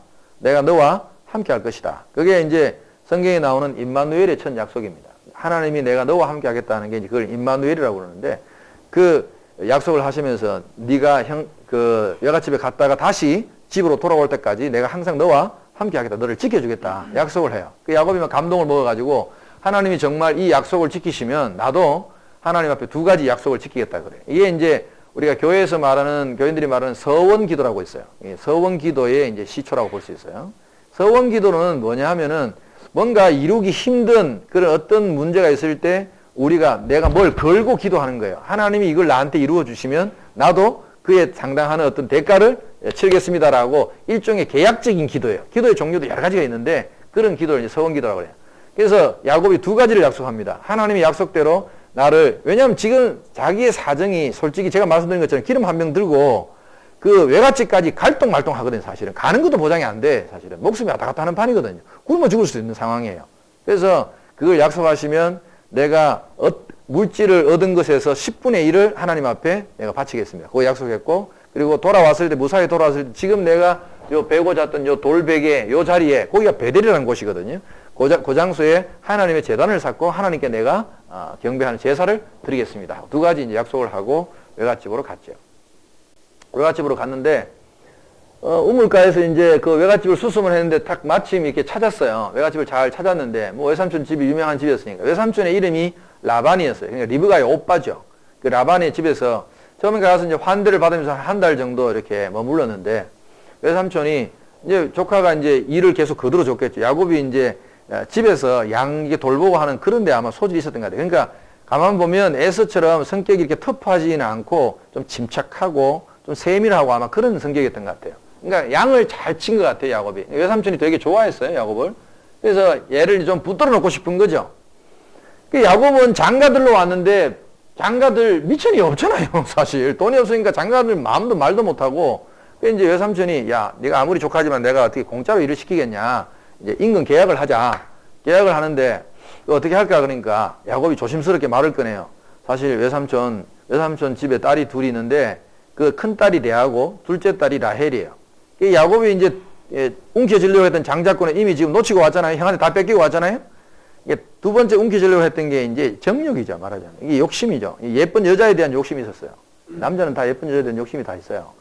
언니 레아는 성경에 보면 알력이 부족했다는 것은요, 눈빛이 흐릿했다는 거예요. 고대인들은 여자들의 눈을 굉장히 미의 그 기준으로 삼았어요. 그러니까 눈빛이, 눈동자가 좀 흐릿하고 이런 여자는 다 미인으로 취급을 안 해요. 그러니까 눈빛이, 눈동자가 왜 반짝반짝하는 여자 있잖아요. 아주 눈빛이 맑고 그런 여자를 미인으로 취급했어요. 그러니까 언니는 좀 그런 눈빛이 흐릿했고 라헬은 되게 이뻤던 거예요. 쉽게 말해서. 그래서 라헬을 마음속으로 점 찍어두고 있었거든요. 내가 외삼촌의 둘째 딸 라헬을 내가 아내로 맡고 싶으니까 아내를 라헬을 내 아내로 줄 수 있습니까 하니까 그럼 지참금이 있어야 되는데 그러니까 제가 7년치 임금을 여러분 7년치 임금입니다. 상당하죠? 그냥 7년치 임금이면 7년치 임금을 라헬의 지참금으로 주겠다 하고 계약을 맺은 거예요. 그 계약을 맺고 이제 일을 시작했죠. 그래서 성경에 보면요 이렇게 써놨어요. 자 한번 찾아보십시다. 이게 아주 재밌는 이야기. 자 29장 한번 보십시다. 29장 17절부터 한번 볼게요. 17절을 보시면 레아는 시력이 약하고 그 시력이 약하다는 게 눈빛이 초롱초롱하지 않았다는 뜻이에요. 진짜 우리처럼 이렇게 눈이 나쁜 게 아니고 라헬은 곱고 아리따우니 야곱이 라헬을 더 사랑함으로 대답하되 내가 외삼촌의 작은 딸 라헬을 위하여 외삼촌에게 7년을 섬기리이다. 라반이 이르되 그를 내게 주는 것이 타인에게 주는 것보다 나으니 나와 함께 있으라. 야곱이 그래서 뒷말이 재밌어요. 20절 보면 야곱이 라헬을 위하여 7년 동안 라반을 섬겼으나 그를 사랑하는 까닭에 7년을 며칠같이 여겼더라. 기가 막힌 말이 나오죠. 그러니까 7년이 어떻게 되는 거예요? 금방 지나갔다는 거예요. 라헬 생각하면 그냥 막 꿈같이 7년이 지나가 버린 거야. 힘들지도 않았을 거야. 7년이. 남자가 여자를 사랑할 때는 뭐가 배는 게 없어요. 사실은. 그래야 사랑이 되고 그래야 결혼을 해요. 사실은. 남자가 뭐 여자를 볼 때 이것저것 다 따지고 이런 거는 결혼하기 힘들어요. 여자를 보면 그냥 뿅 가야 돼. 있는 거 없는 거 다 그냥 집어 던지고 막 올인을 해야 이제 이 결혼을 하는 거거든요. 그러니까 7년을 확 지났어요. 이제 드디어 7년 지났으니까 결혼을 시켜줘야 될 거 아닙니까? 이 당시에 고대 근동의 사람들이 또 결혼식 하는 장면을 보면 거창해요. 유대인들은요, 성경에 보면 유대인들이 혼인잔치를 보면 지금도 그래요. 가난한 사람들은 7일 동안 잔치해요. 가난한 사람들이 7일 동안 해요. 조금 중상층쯤 된다 하면 보름 정도 해요. 좀 산다, 우리 집에 좀 한껏 한다 그러면 보통 한 달 정도 잔치해요. 진짜로. 그 정도 해요. 지금도 그래요. 그래, 이제, 이 라반의 집은 그래도 어느 정도 살던 집에서 한 보름 정도 잔치했을 거예요. 그럼 잔치하면 이제 뭐 동네 총각들 다 모여가지고 맨날 이제 밤마다 이제 춤추고 뭐 댄스 파티하고 이제 한 잔씩 먹고 하는데 드디어 이제 합방하는 디데이가 됐어요. 디데이가 됐는데, 라반이요. 왜 우리말에 그런 말이 있죠. 뛰는 놈이 나는 놈이 있다. 그 나는 놈이 바로 라반이에요. 이 머리가 대단히 좋은 사람이었어요. 야곱이 원래 속이는데 천재였는데 이 야곱이 제대로 인자를 만난 거예요. 전문가를 만났어. 이 라반이 어떻게 했냐 하면은 다 짰어요. 다 짜고 동네 총각들한테 이제 말하면 야곱한테 집중적으로 술을 팍 먹이고 야곱이 이제 술이 잔뜩 먹고 이제 신방에 들어갔을 거 아니에요. 그러니까 그때 뭐 신방에 해봐야 이제 이런 집에 이제 방에 이제 우리 외국 영화 같은 데 보면 이렇게 막 레이스 막 해가지고 이제 신방 꾸며가지고 야곱은 얼마나 꿈에 부풀었겠어요. 그날 생각해보세요. 7년을 오매불망 기다렸던 밤인데 이제 아침이 되면 그 침대에서 말이죠. 그 사랑하는 라헬이 자기를 탁 그윽한 눈빛으로 그 초롱한 눈 바라보면서 그럼 아침에 탁 깨자마자 사랑하는 라헬 하고 탁 쳐다보면 아침에 눈을 떠가지고 자기 대사를 연습했기 때문에 사랑하는 라헬 쳐다보는데 누가 누워있어요? 레아라고 하면 안 돼. 이때 처형이 누워있는 거야. 그렇지. 이때는 레아라고 하면 안 돼. 레아가 아니라 누구예요? 처형이 같이 빨아먹고 누워있는 거예요. 여러분 한번 상상을 해보세요. 얼마나 당황스러웠을까. 그 레아가 같이 누워있으니까 야곱이 또 아이고 처형이 왜 그랬어요? 그래서 쫓아가가지고 외삼촌한테 항의를 했죠. 아니 외삼촌 어떻게 된 겁니까? 내가 원한 거는 레아가 아니고 라헬인데 이게 어떻게 된 겁니까? 하니까 외삼촌이요. 낯빛 하나 안 바꾸고 뭐라고 그러냐 하면 야 네가 잘 몰라서 그런데 우리 고장의 법은 언니보다 동생을 먼저 시집 보내는 법이 없다는 거예요. 좀 황당하지 않아요? 우리 총각 같으면 어떻게 항의를 했겠어요? 원래는 주제라고 하고 있잖아요. 그러니까 첫째가 왔잖아요. 근데 우리 법에는 언니보다 동생을 먼저 보는 법이 없다고 이 장인이 시치미를 뚝 떼네. 그럼 어떻게 해야 돼? 둘 다 해야 되는가요? 야, 대단한 생각이다. 진짜 대단하다. 나하고 영 상상이 다르구나. 아니 미안하지만 야곱은 레아를 좋아하지 않았어요. 이게 싫어. 그 레아를 위해서 돈 한 푼도 그 투자하고 싶은 마음이 없는 사람이야. 그 내가 생각할 때는 분명히 가서 따졌을 거 아니에요? 따졌겠죠. 왜 나를 속이냐? 내 신부는 라헬인데 왜 레아를 줬냐? 그리고 그게 이 지방의 법이라 그러면 진작 나한테 얘기를 해야 될 거 아니냐? 그렇게 따졌을 것 같아요. 그죠? 내 외삼촌을 생각해보니까 이 인간이 뻔뻔하니까 분명히 그랬을 거야. 나중에 생길 말이기는 하지만 로마에 가본 로마의 법을 따라야 되는데 네가 언제 나한테 물어봤냐? 완전히 막 그러니까 애들 말로 뭐예요? 완전 오리발이야. 완전 오리발 딱 내미니까 야곱이 막 미치는 거예요. 어떻게 하냐? 그래 막 야곱이 펄펄 뛰니까 외삼촌이 대단한 분이야 이분이. 그래 너 꼭 라헬하고 결혼해야겠냐? 그 뭐 아시는 말씀 하시나 말하지. 내가 지금 라헬 때문에 7년을 일한 거 아닙니까 외삼촌? 그러니까 그래? 그럼 라헬도 줄게. 그러니까 야곱이 예? 라헬도? 그래 라헬도 너한테 줄게. 그 대신 7년 더 해. 이번에는 외삼촌이 딱 코를 낀 거예요. 그래가지고 야곱이 코가 끼어가지고 7년 동안 또 일했어요. 7년 동안 또 죽으라고 또 일을 했어요. 임금을 그대로 다 갖다 바친 거 아닙니까? 밥만 먹고. 그래서 성경에 보면요. 사실은 그 뒤에 7년은 레아 때문에 한 거 아닙니까? 거기에는 7년을 며칠같이 얘기했더라 이런 말이 없어요. 그러니까 마음이 싫었다는 거예요. 그러니까 축들어 고생해가지고 14년을 일했는데 그 당시에 이제 있는 집의 딸들은 다 몸종들이 있었어요. 몸종들이. 노예가 다 있었단 말이에요. 그게 이제 레아의 몸종도 있었고 라헬의 몸종도 있었잖아요. 그 몸종들도 따라오면 자동적으로 다 이게 부인이 되는 거야. 말하자면. 그래서 야곱이 부인이 4명이 됐어요. 부인이 4명이 되고 아이를 낳았을 거 아니에요. 그때 한 10명쯤 이렇게 딸하고 이제 낳았는데 부인 4명에 아이는 10명이 있는데 요즘 말로 하면 야곱은 월세방도 하나 없어. 지 재산 하나도 없는 거야. 전부 이제 외삼촌 거지. 그러니까 야곱이 어느 날 외삼촌한테 외삼촌 나 이제 그만 집에 갈랍니다. 내가 지금 마누라가 4명이고 자식이 10명인데 나는 지금 단칸방도 하나 없어가지고 언제나 내가 내 집을 세우겠습니까? 그리고 이제 돌아가겠다 그래요. 외삼촌이 얘를 놓치기가 싫은 거야.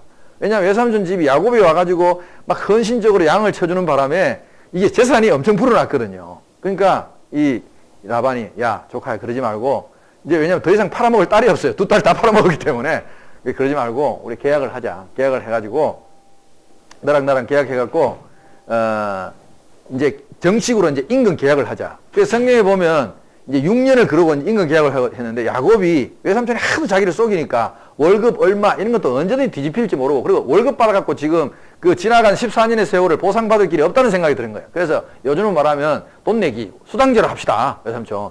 그 수당제로 어떻게 할까 그러니까 계약을 한 거예요. 야곱이 먼저 제안을 했어요. 외삼촌의 양들 중에 흰 양도 있고 그래서 검은 양도 이렇게 있으면 이게 지금처럼 유전공학 이런 거는 학문적으로 몰라서도 옛날 사람들도 다 갖고 있는 지식이 경험적 지식이 다 있어요. 그러니까 양은 흰 양이 주로 태어나지 검은 양 같은 거 알록달록한 양 같은 거는 1년에 한 마리 태어날까 말까 이제 그런 걸 알고 있었어요. 그러니까 우성과 열성의 개념은 몰라도 경험적으로 알고 있었단 말이에요. 야곱이 그걸 다 알고 자 외삼촌의 양들 중에서 그러니까 싹 분리해가지고 내가 하얀 양만 딱 데리고 30리 딱 떨어져가지고 양을 치는데 양을 먹이는데 여기서 예를 들어서 2014년도 검은 양 계약했으면 이 흰 양 가운데서 어쩌다가 검은 양이 태어나면 그건 내 걸로 주세요. 그걸 내 임금으로 주세요 하니까 라반이요. 2번 생각 안 하고 오케이 합니다. 왜냐하면 1년에 한 마리도 안 태어날 수도 있거든. 가만히 생각하고 그거로 뿌려먹을 수도 있을 거야. 계약을 딱 했어요. 그래 이제 철저하게 합니다. 검은 양 계약했으면 검은 양하고 흰 양은 완전 분리해가지고 30리 팍 띄워놓고 그리고 이제 흰 양만 기르는 거예요. 그런데 검은 양 계약하면 그 해에는 야곱이 낳았다 하면 검은 양이야. 이상하게 검은 양만 넣는 거야. 그러면 야곱이 또 검은 양하고 흰 양하고 또 교배 붙일 거 아닙니까? 또 태어나면 또 검은 양. 나중에 1년쯤 뒤에 몰고 오는데 보니까 검은 양 반, 흰 양 반이야. 외삼촌이 막 열이 확 받아가지고 그 다음에 또 바꿔요. 이게 성경을 전체적으로 제가 보고 이야기하는 겁니다. 이게 실제로 그렇게 했어요. 나중에 야곱하고 라반이 만나서 이야기하는 거 보면 10번이나 계약 바꿨다는 이야기가 나와요. 그러면 또 외삼촌이 열받아가지고 2015년도에는 어떻게 하면, 야, 끄번 양 말고, 그러면 아롱진 양으로 해. 알록달록 양으로 해. 알록달록 양으로 또 하면 또 그거 딱 분리해가 또 흰 양만 데리고 30인이 딱 떼어놔. 그러면 2015년도에는 또 뭐만 태어나 또? 알록달록한 양만 또 새로 태어나는 거야. 그러면 또 이제 또 1년 뒤에 몰고 온 거 보면 또 알록달록한 양 반, 흰 양 반 몰고 와가지고. 그래가지고 또 바꾸고 막 계속 6년을 바꿨는데도 안 돼요. 이게 하나님이 야곱이 13년 세월이 너무 억울하게 보냈으니까 그걸 보상해 주시느라고 계속 그렇게 해 주신 거죠. 그걸 야곱이 나중에 고백해요. 내가 꿈에 보니까 내가 외삼촌하고 검은 양 계약하면 꿈에 올라타는 순양은 전부 다 하나님이 나한테 검은 양을 보여주셨고, 아롱린 양 하면 전부 다 아롱린 양 올라타는 거 나한테 보여주셨다고 자기 부인들한테 이야기하는 게 이게 성경에 기록되어 있어요. 그래, 한 6년 지나고 나니까 야곱이 갑자기 외삼촌하고 거의 비슷한 재산을 양하고 사고 가지게 된 거예요. 그러니까 성경에 보니까 그 외삼촌의 아들들이, 야곱의 이제 사촌들이죠. 야곱의 사촌들이 눈빛이 안 좋았다고 그랬어요. 저놈이 올 때는 딸랑 2쪽 들고 왔는데, 그렇잖아요. 야곱이 올 때 딸랑 2쪽 들고 왔잖아요. 아무것도 없었잖아요. 와갖고 집에 와가지고 우리 아버지의 양을 다 강탈해 갔다. 사람이 꼭 그렇게 이야기해요. 이게 사실은 성경을 자세히 제가 들여다보면 외삼촌 집도 야곱이 와가지고 굉장히 재산이 많이 불어났어요. 부자가 됐다고 분명히 써 있어요. 그러면 일종의 블루오션이잖아요. 우리가 서로 잘 된 거잖아요. 서로 윈윈한 거잖아요. 우리 인간이 살아가는 이 세상이, 여러분 우리가 그런 책 읽어보셨죠? 레드오션, 블루오션 이런 말 들어보셨죠? 이 피바다거든, 피바다. 이게 좀 남이 잘 되면 배 아파하고 말이죠.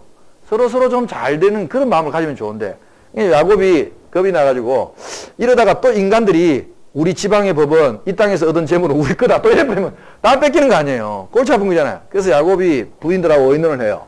야, 내가 이래갖고 도저히 불안해서 못 살겠으니까 우리가 고향으로 돌아가자. 우리 집으로 돌아가야겠다. 아무래도 집으로 가야 될 테니까 자네들 준비하고 아무도 눈치 못 채게 싹 깨끗하게 준비를 해라. 그래가지고 뭐 어떻게 준비를 했는지 자세하게 성경에 안 나와 있지만 저는 깜짝 놀랐어요. 생각해 보세요. 사람이 벌써 몇 명입니까? 부인이 4명에다가 자식이 10명에다가 양이 소가 그 정도 많으면 또 하인들도 굉장히 많았을 거 아니에요. 일꾼들도. 그 하인들하고 다 데리고 양 수천 마리를 데리고 가는데 사흘 동안 야곱이 튄 걸 아무도 몰랐대요. 그럼 그 정도면 굉장히 용의주도하잖아요. 엄청나게 용의주도한 야곱이 뭐 얼마나 철저하게 준비를 했는지 싹 튀어가지고 사흘 동안 아무도 몰랐다가 나중에 보니까 야곱이 튀었다는 걸, 야반도주였다는 걸 안 거라.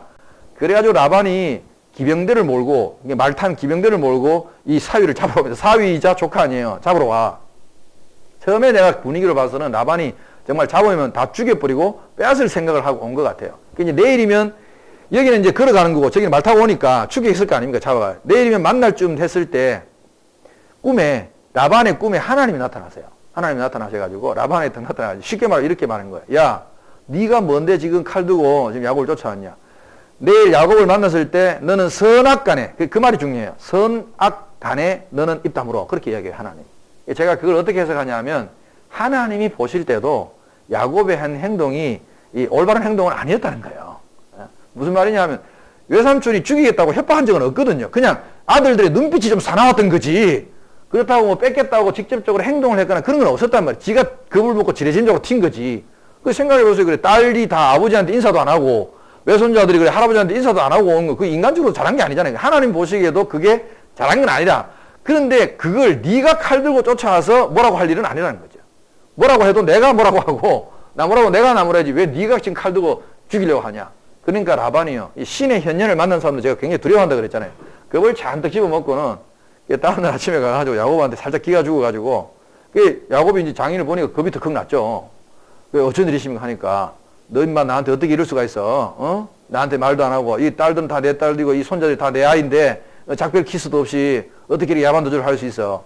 너 말이야 어젯밤에 네가 섬기는 하나님이 나한테 나타나서 이런 이야기 안 했으면 내가 죽여버리려고 그랬는데 내가 하나님 때문에 내가 참는 거야. 그러니까 야곱이 하나님이 나타나셨다는 그 소리를 듣고 힘을 내갖고 아니 외삼촌 말이 나온 김에 아니 외삼촌이 그동안 나한테 어떻게 했습니까 그래. 임금을 나한테 10번이나 속이고 외삼촌이자 장인이 사위를 이렇게 속일 수 있습니까? 그래서 하나님이 내 억울한 걸 아시고 나한테 이렇게 다 갚아주셔서 여기까지 왔는데요. 그러니까 그래 하여튼 그거 다 좋은데 너 임마 가면 그냥 가지. 내 집에서 왜 우리 집에 가보는 보물을 왜 훔쳐갔냐. 야곱이 훔친 게 아니고 야곱은 몰라요. 모르고 누가 훔쳤냐 하면 라헬이 훔쳤어요. 그런 거 보면 딸은 다 도둑이라고 하는 게 맞는 것 같아. 올 때 그냥 안 오고 아버지가 자기들한테 뭐 해준 게 없거든. 원래요, 지참금이 종류가 두 가지입니다, 여러분. 어떻게 두 가지냐 하면 남자가 이제 자기 장인한테 이 아내 지참금을 주잖아요. 그러면 사실은 장인이 그걸 다 꿀꺽하면 그 나쁜 아버지예요. 그걸 받아가지고 딸이 시집 갈 때 요즘 말하면 통장 하나를 주는 거예요. 딸한테. 지참금을 줘요. 줘가지고 딸이 이제 이걸 갖고 있다가 쫓겨났을 때 말하자면 비상금으로 그걸 갖게 딸한테 주는 또 아버지로서 주는 게 있어요. 근데 라반이 하나도 딸을 팔아먹기만 했지 아무것도 안 줬다 이거예요. 그래서 라헬이 몰래 가가지고 일종의 그거 이제 가정수호신이라고 볼 수 있는데 드라빔이라고 하는 게 크기가 뭐 그저 한 요 정도 크기 정도 네, 말 한 장에 들어갈 정도니까 이 정도 크기 되는 작은 우상 이제 불상 같은 그런 걸 보시면 돼요. 이제 조각. 그걸 이제 금으로 주로 만든 걸 그 당시에는 귀한 거니까 그걸 이제 라헬이 훔쳐왔거든. 아무도 몰라 훔쳐온지를 라헬이 훔쳐왔으니까. 그래 이제 그러니까 야곱이 큰 소리 치면서 외삼촌은 정말 20년의 나를 보면서 그걸 그렇게 모릅니까? 내가 외삼촌 양 칠 때 사실 뭐 천재지변으로 병들어 죽고 한 거 그거 내가 양식을 다 물어냈고 내가 눈이 오나 밤이 오나 눈코도 안 뜨고 내 외삼촌 양을 재산 분으라고 나도 고생했습니다. 난 정직하게 일했습니다. 20년 동안. 단 한 푼도 외삼촌한테 내가 속인 적이 없는데 무슨 내가 도둑놈입니까? 왜 도둑놈 치고 뒤져보세요! 하고 큰 소리 빵빵 쳤어요.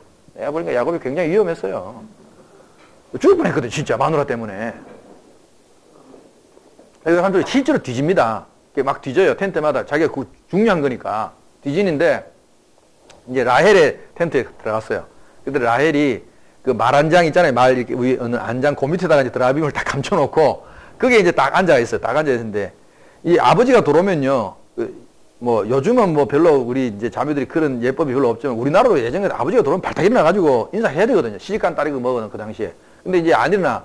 아버님 제가 한 달에 한 번 있는 행사 중이라서 제가 못 일어나겠습니다. 그때는 이렇게 지금처럼 그런 용품들이 발달되지 않은 시대였기 때문에 이 여성들이 생리하고 이럴 때는 함부로 안 움직였거든요. 그게 불결하다고 이렇게 많이 느꼈기 때문에. 그러니까 아버지도 그런 이야기, 아니 지금 딸이 생리한다는데 그거 일어서 봐라 이렇게 하기가 좀 아버지도 야박하잖아요. 그러니까 그래 넌 그냥 앉아있어 하고 이제 텐트를 다 뒤졌어. 사실 그 밑에 있으니까 못 찾았죠 결국. 못 찾고 나오니까 야곱이 이제 큰 소리를 뻥뻥 치는 거죠. 그거 봐요. 뒤져린 거 없잖아요. 하고. 그러니까 외삼촌은요. 내 이분이 대단해요. 성경 보면. 됐고. 그때 딱 한마디로 깔아문 게, 됐고. 너 말이야, 이제, 네 고향으로 돌아가면, 집으로 돌아가면, 그때는 또 아버지야. 내 딸들 외에 딴 여자한테 바람 피우고 하면 내가 죽여버린다. 그냥 안 놔둔다. 이제 그걸 경고하고, 외삼촌이 겁이 났던 것 같아요. 하나님이 함께 하시는 모습을 보고 나니까, 밖에 나가서 돌무더기를 쌓아요. 일종의 이제 그게, 상호 불가침 조약이에요. 돌무더기를 쌓아가지고 네가 앞으로 이 돌을 무더기를 넘어서 나한테 서들어오면 안 된다. 나도 네가 우리 딸을 버리거나 그런 일만 없으면 나도 이 돌을 넘어서 쳐들어가지 않겠다. 그러니까 너 다시 보지 말자 이게야. 쉽게 말해서 무서우니까. 그렇게 이제 상호 조약을 맺고 외삼촌이 돌아갔죠. 이제 돌아오는데 야곱이 이제 모든 어떤 장애물이 좀 제거된 거잖아요. 제거됐어요. 그래 이제 야곱이 이제 남은 이제 걱정거리 딱 하나야. 누구? 에서. 자기 형을 이제 20년 만에 만나야 되는데, 걱정이 되는 거예요, 또. 걱정이 돼. 이 사람이 이렇게 신앙생활 하면서 이렇게 보면, 저도 그런 걸 많이 느끼는데, 바로 좀 전에 외삼촌의 위협으로부터 누가 구해주셨어요? 하나님이 나타나셔서 꿈에 나타나 구해주셨잖아요. 그러면 형의 문제도, 그리고 또 이미 그때 옛날에 20년 전에 다 약속했고, 가만 보면 지금 하나님의 각본대로 착착착착 지금 돌아오고 있는 중인데, 사람은 늘 불안해해요, 그런 거를, 사실은. 야곱이 걱정이 돼가 형을 생각하니까 칼에 맞아 죽을까 싶어가지고, 그 이제 형의 눈치를 좀 살피기 위해서 사람을 보내, 종을 보내가 형이 내가 온다고 한번 말해봐라. 표정이 어떻게 변하는지, 어떤 행동을 취하는지 하고 종을 보냈더니 에서가 자기 동생이 돌아온다는 소식을 듣고 되게 막, 그래? 내 동생이 돌아온단 말이야. 에서는 벌써 그때 족장으로서 자리를 잡고 있었어요. 보면 알아. 세력을 보면 알아. 그래, 그럼 내가 내 동생을 마중 나가야지 하고 기병 400명을 출동시켰다는 거야. 여러분, 마중 나오는 인원치고는 좀 많지 않나요? 솔직히. 기병 400명을, 나는 이해가 돼. 어떻게 이해가 되냐면, 이 에서는 야곱에 대해서 자기가 다 뺏었지만 컴플렉스가 있었지 않겠어요? 아버지의 축복을 받지 못했던 그 장자권에 대한 컴플렉스가 있으니까 20년 만에 오는 동생한테, 야, 네가 하나님 믿어봐야 너 사실 뭐 고생은 진탕했지 별 볼 일 있냐? 나는 그런 거 없이도 지금 뭐 하고 있다는 거야? 잘 살고 있다는 걸 나는 좀 보여주기 위해서라고 그래. 과시. 왜 그런 거 있잖아요, 자기가. 에? 우리 고향에서 막 쫓겨나가지고 서울 와가지고 막 출세하면 그 렌트카라도 몰고 막 옛날 막 그 각진 그 그랜저 막 몰고 폼 잡으러 가는 그런 심리. 그 이제 400명을 몰고 오니까 야곱은 그것도 모르고 겁이 잔뜩 나는 거죠. 그 마중 나오는 인원 치고는 너무 많잖아요. 400명이면. 그것도 기병 400명이면요. 이 육군으로 치면 4,000명에 해당하는 거거든요. 그 야곱이 이제, 딱 이제 형이 날 죽이러 오는가 보다 싶어서 겁을 내갖고 형의 마음을 어떻게 하면 녹일까.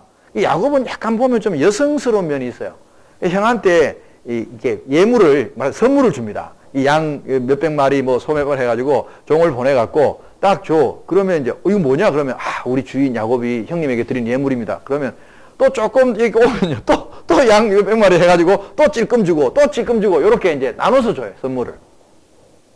그게 총각이죠. 여성의 심리를 좀 알아야 돼요. 굉장히 중요한 심리거든.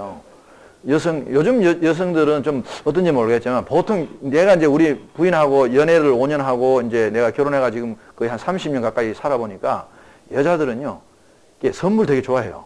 선물을 좋아하는데, 예를 들어서 간단하게 말하자면 10만원짜리 한 번 할 거냐, 만원짜리 10번 할 거냐 하면 나는 단연코 만원짜리 10번 하라고 권하고 싶어요. 10만원짜리 한 방으로 한 달쯤 가면요. 만원짜리 10번 하면 1년을 가요. 굉장히 이게 여성들은 이렇게 막 선물이 막 크고 화려한 거 이런 거보다도 그 마음이 담긴, 그런 선물을 되게 좋아해. 그렇죠, 자매님? 그죠? 이게 다 그래. 그러니까 이제 그런 심리를 이제 이 야곱이 형한테 했는데 사실 에서는 좀 이게 남자잖아요. 터프하잖아요. 오히려 그런 게 싫어. 남자들은 그런 게 싫어하잖아요. 남자들은 주면 한꺼번에 확 주지. 뭐냐 이게 기집애처럼 지금. 이제 그렇잖아요. 남자하고 여자하고 심리가 완전 달라요. 그런 거 보면. 여성들이 남자한테 선물할 땐 그렇게 하면 안 돼. 할 땐 제대로 해야 돼. 그 남자들이 좋아해. 그 이제 오고 또 야곱이 또 무슨 전략을 썼냐 하면 하여튼 별 그 전략을 다 썼어요. 이게 갈라가지고 자기가 부인이라도 덜 사랑하는 부인, 레아. 설상하잖아요. 레아가 낳은 아들하고는 맨 앞에 세워. 그 첫 아들하고 그건 다 앞에 세우고. 그거 보면 야곱이 진짜 인간적으로 비열한 면이 많아, 솔직히. 나쁜 인간이지, 그렇지. 나쁜 인간. 그래가지고 레아를 앞세우고, 지가 제일 사랑하는 라헬은 맨 뒤에, 이게 뚝뚝 뛰어갖고, 맨 뒤에 해가지고, 요셉하고는 맨 뒤에 딱 세워놔. 근데, 부장님도 나쁜 인간이라고 욕할 수 없어요. 왜냐하면, 사랑하면 그렇게 돼요. 내가 제일 사랑하는데 어떡할 거야. 이게 최고의 이걸 아끼고 싶은데, 사람의 심리가 그렇다니까? 이게 부인 4명하고 살아보고 그런 이야기 하세요. 부인 14년 아니라 140년 살아도 안 되는 사람 안 돼. 싫은 거 어떻게 해. 그래가지고 이걸 맨 뒤에 세워놓고 작전을, 그러니까 작전 자체가 너무 야비해. 내가 봐도 치사하고. 그래가지고 앞에서 치면 뒤에는 도망가겠다. 그래 놓고도 겁이 나가지고 다 못 건넜어요. 못 건너갖고 여기 보시면 이제 이 양 한번 내가 보여드릴게요. 나는 무슨 양이 흰 양만 있지 뭐 그런 게 있겠나 싶은데 이게 제가 인도에서 찍은 사진이거든요. 인도의 아그라시라는 곳에서 찍은 사진인데 이게 동네마다 이렇게 양을 개미기듯이 하나씩 키우는 동네가 있더라고요. 그러니까 이런 양도 있어요. 별로 안 신기하시네. 그만 볼까요? 요건 어때요? 염소, 염소 종류. 양 염소가 이런 게 흰 게 있는 게 아니라 이건 무슨 뭐냐 이거 달마시안 같죠? 좋아하니까 하나 더 보여드릴게요. 요건 어때요? 와, 요건 희한하죠? 강아지가 생겼죠? 염소입니다, 이것도. 이런 종류, 다양한 종류가 있었다는 거예요. 여기 보면, 여기가 이제, 야곱이 이제 최후로 못 건넜던 강입니다. 이게 야복강이라고 하거든요. 야복강에 식구들은 이제 이 강을 다 건네놨어. 다 건네놓고 자기 혼자 여기서 이제, 이게 이제 교회에서 하는 철야 기도의 기원이에요, 이게. 밤새도록 이제 기도를 하는 거야. 불안하니까 하나 더 여기 엎드려가지고 이런 땅바닥에 엎드려가 유대인들이 기도하는 이렇게 습관을 보면요. 머리를 이렇게 풀어 헤치고 유대인들도 옛날 우리나라 조상들처럼 수염을 안 깎았습니다. 수염을 다 길렀어요. 수염이 다 길거든요. 이게 머리를 쥐어 뜯으면서 막 재를 막 머리에 뿌리면서 막 이렇게 수염을 쥐어 뜯으면서 그렇게 기도해요. 막 애통할 때는 그렇게 막 기도를 하고 있는데 하나님 보시니까 안심하잖아요. 제가 왜 저러나.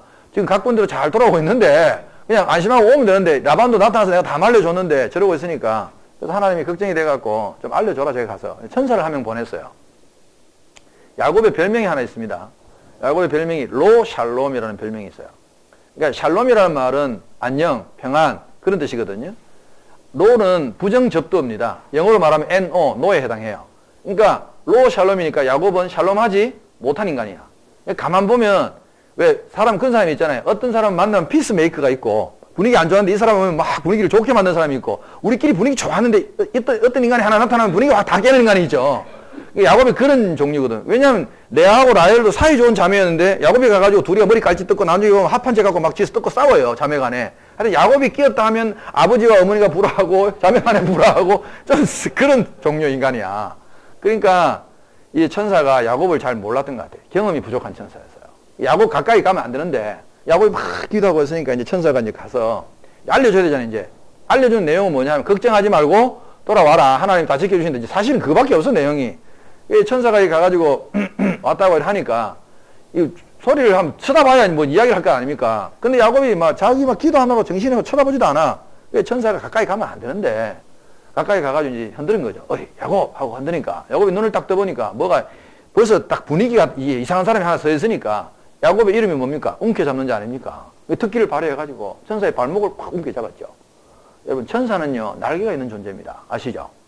날개가 있는 짐승들은요 발목 잡히면 거의 패닉 상태에 빠집니다. 이 날아가지 못한다는 그 두려움이 굉장히 크거든요. 이 새들이 보면 까불잖아요. 저가 날 수 있다고 까불다가 이제 짐승한테 잡혀먹고 그런단 말이에요. 이 나는 걸 굉장히 자만심이 커요. 이 새들이 보면 교만해요. 이 천사가 발목이 잡히니까 막 너무 놀래가지고 패닉 상태에 빠져가지고 밤새도록 이제 나아라. 야곱은 못 넣습니다. 내게 축복하소서 하고 막 붙잡고 막 늘어지죠. 밤새도록 나아라 못 넣는 씨름하다가 어찌어찌 천사가 다리를 뺐는지 모르겠지만 한쪽 다리를 빼갖고 야곱을 뚫고 깐 거예요. 깠는데 어디를 깠느냐 하면은 여기를 깠어요. 여기를 탔는데 우리가 팔은 가끔 이제 이렇게 빠지기도 하고 이제 탈굴로 되지만 여기는 웬만해 이게 위골되는 적은 없거든요. 얼마나 세게 까였는데 여기가 나가버린 거예요. 다리가 이 뼈가 위골이 돼버렸어요. 저도 성경을 보면서 참 이 장면을 보면 천사한테 까였다는 말은 처음 나오거든요, 사실은. 그래 까여가지고 야곱이 이제 위골돼갖고 이제 멀리 떨어져가지고 천사가 야 도대체 너 이름이 뭐냐 물어요. 그러니까 야곱이 뭐라 그럽니까? 움켜잡는 자입니다. 그러니까 너 이름 바꿔라. 그래가지고 이스라엘로 이때 야곱의 이름이 이스라엘로 바뀌어요. 이스라엘이라는 것은 하나님과 씨름하여 이겼다 그런 뜻이거든. 하나님을 이긴 자 그런 뜻이에요. 이스라엘. 그래서 야곱 이름을 바꿔주고 사실대로 이야기해주고 두려워하지 말고 가라. 하나님이 다 너의 앞길을 인도하시니 걱정하지 말고 가라. 그래 이제 야곱이 이 강을 건너옵니다. 자 여기까지 하고 오늘 제가 이야기를 끊을 건데 다음 마저 다 해야 되는데 건너오는데 이제 형제 상봉하는 장면까지 오는데 지금 에서는 지금 오고 있잖아요. 계속 선물 받아가면서 열이 점점 받았어요. 에서가 야 도대체 너희 주인은 어디 있냐 자꾸 선물 가지고 안 왔다니까 맨날 뒤에 있습니다. 뒤에서는 이제 더 이상 갈 데가 없어. 끝까지 왔어. 그래 보니까 이 새벽 안개를 딱 헤치면서 뭐가 하나 오는데 장면을 한번 상상해 보세요. 머리는 밤새도록 쥐어 뜯어가지고 머리는 흥글방글에다가 눈은 밤새 기도했으니까 벌겋게 충혈돼갖고 수염도 다 쥐어 뜯겼지요. 다리 한쪽은 나갔지요. 생각해보세요. 다리 한쪽 나가고 뭐가 하나 오는데 이래 오는 거야. 이래 막 다 죽은 듯이 오니까 형이 보니까 20년 만에 만났거든요. 동생을 20년 만에 어디 막 누구한테 다 쥐어 터진 것처럼 그래 오니까 에서가 막 달려옵니다. 달려와가지고 끌어안고 아이고 이게 내 동생 야곱이냐. 성경에 안 나와있지만 갈로 누르면 제가 굳이 넣으면 어떤 놈이 팼냐. 이제 그렇게 했지 않겠어요 형이? 그러니까 야곱이 그렇게 걱정하고 근심했는데 형이 달려와가지고 자기한테 목을 맞고 막 울면서 반가워하니까 20년 동안 지원차만 쭉쭉 근심한 거라. 이렇게 쉽게 형하고 화해할 줄 몰랐죠. 그래서 우리 속담에 저는요 우리나라 속담을 되게 좋아합니다. 왜 좋아하냐면 성경 이야기 가운데 우리나라 속담이 적용 안 되는 게 없어요. 내가 다 적용시킬 수 있어요. 제가 요 딱 나오죠 장면이. 우리 그런 말 있죠. 때린 놈은 뭐예요? 오그리고 자고 맞은 놈은 뻗고 자는 말이 있잖아요. 딱 그 짝이야 지금. 이 때린 야곱은 20년 동안 오그리고 잤어요. 늘 걱정해서 형 만나면 어떡할까. 근데 에서는 벌써 잊어버렸어. 이 터프가이가 마음 다 틀고 20년 만에 동생 그렇게 안아주니까 야곱이 막 아유 내가 형님을 만나니까 하나님을 본 것 같습니다 하고 엉엉 울면서 이 형제 상봉을 하는 장면입니다. 자, 오늘 33장까지 여기까지 제가 이야기하고 다음 주에 이제 야곱 이야기하고 뒤에 이야기가 어떻게 되는지 요셉 이야기하고 마저 좀 해보겠습니다. 이제 다 끝나갑니다. 이제 다음 주가 마지막이죠. 화요일날.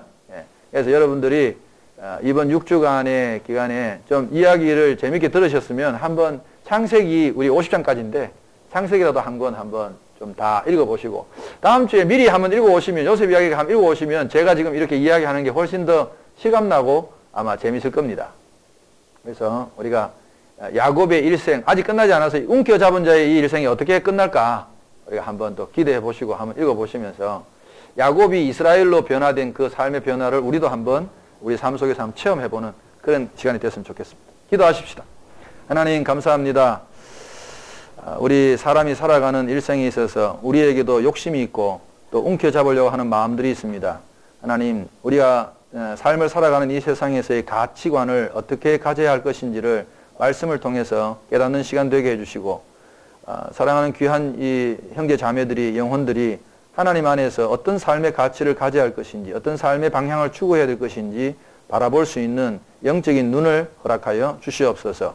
오늘 하루도 우리 네오와인 모든 이 회사와 모든 가족들이 하나님 안에서 기쁨으로 업무를 감당할 수 있도록 축복하여 주시옵소서. 감사드리며 예수님 이름으로 기도드립니다.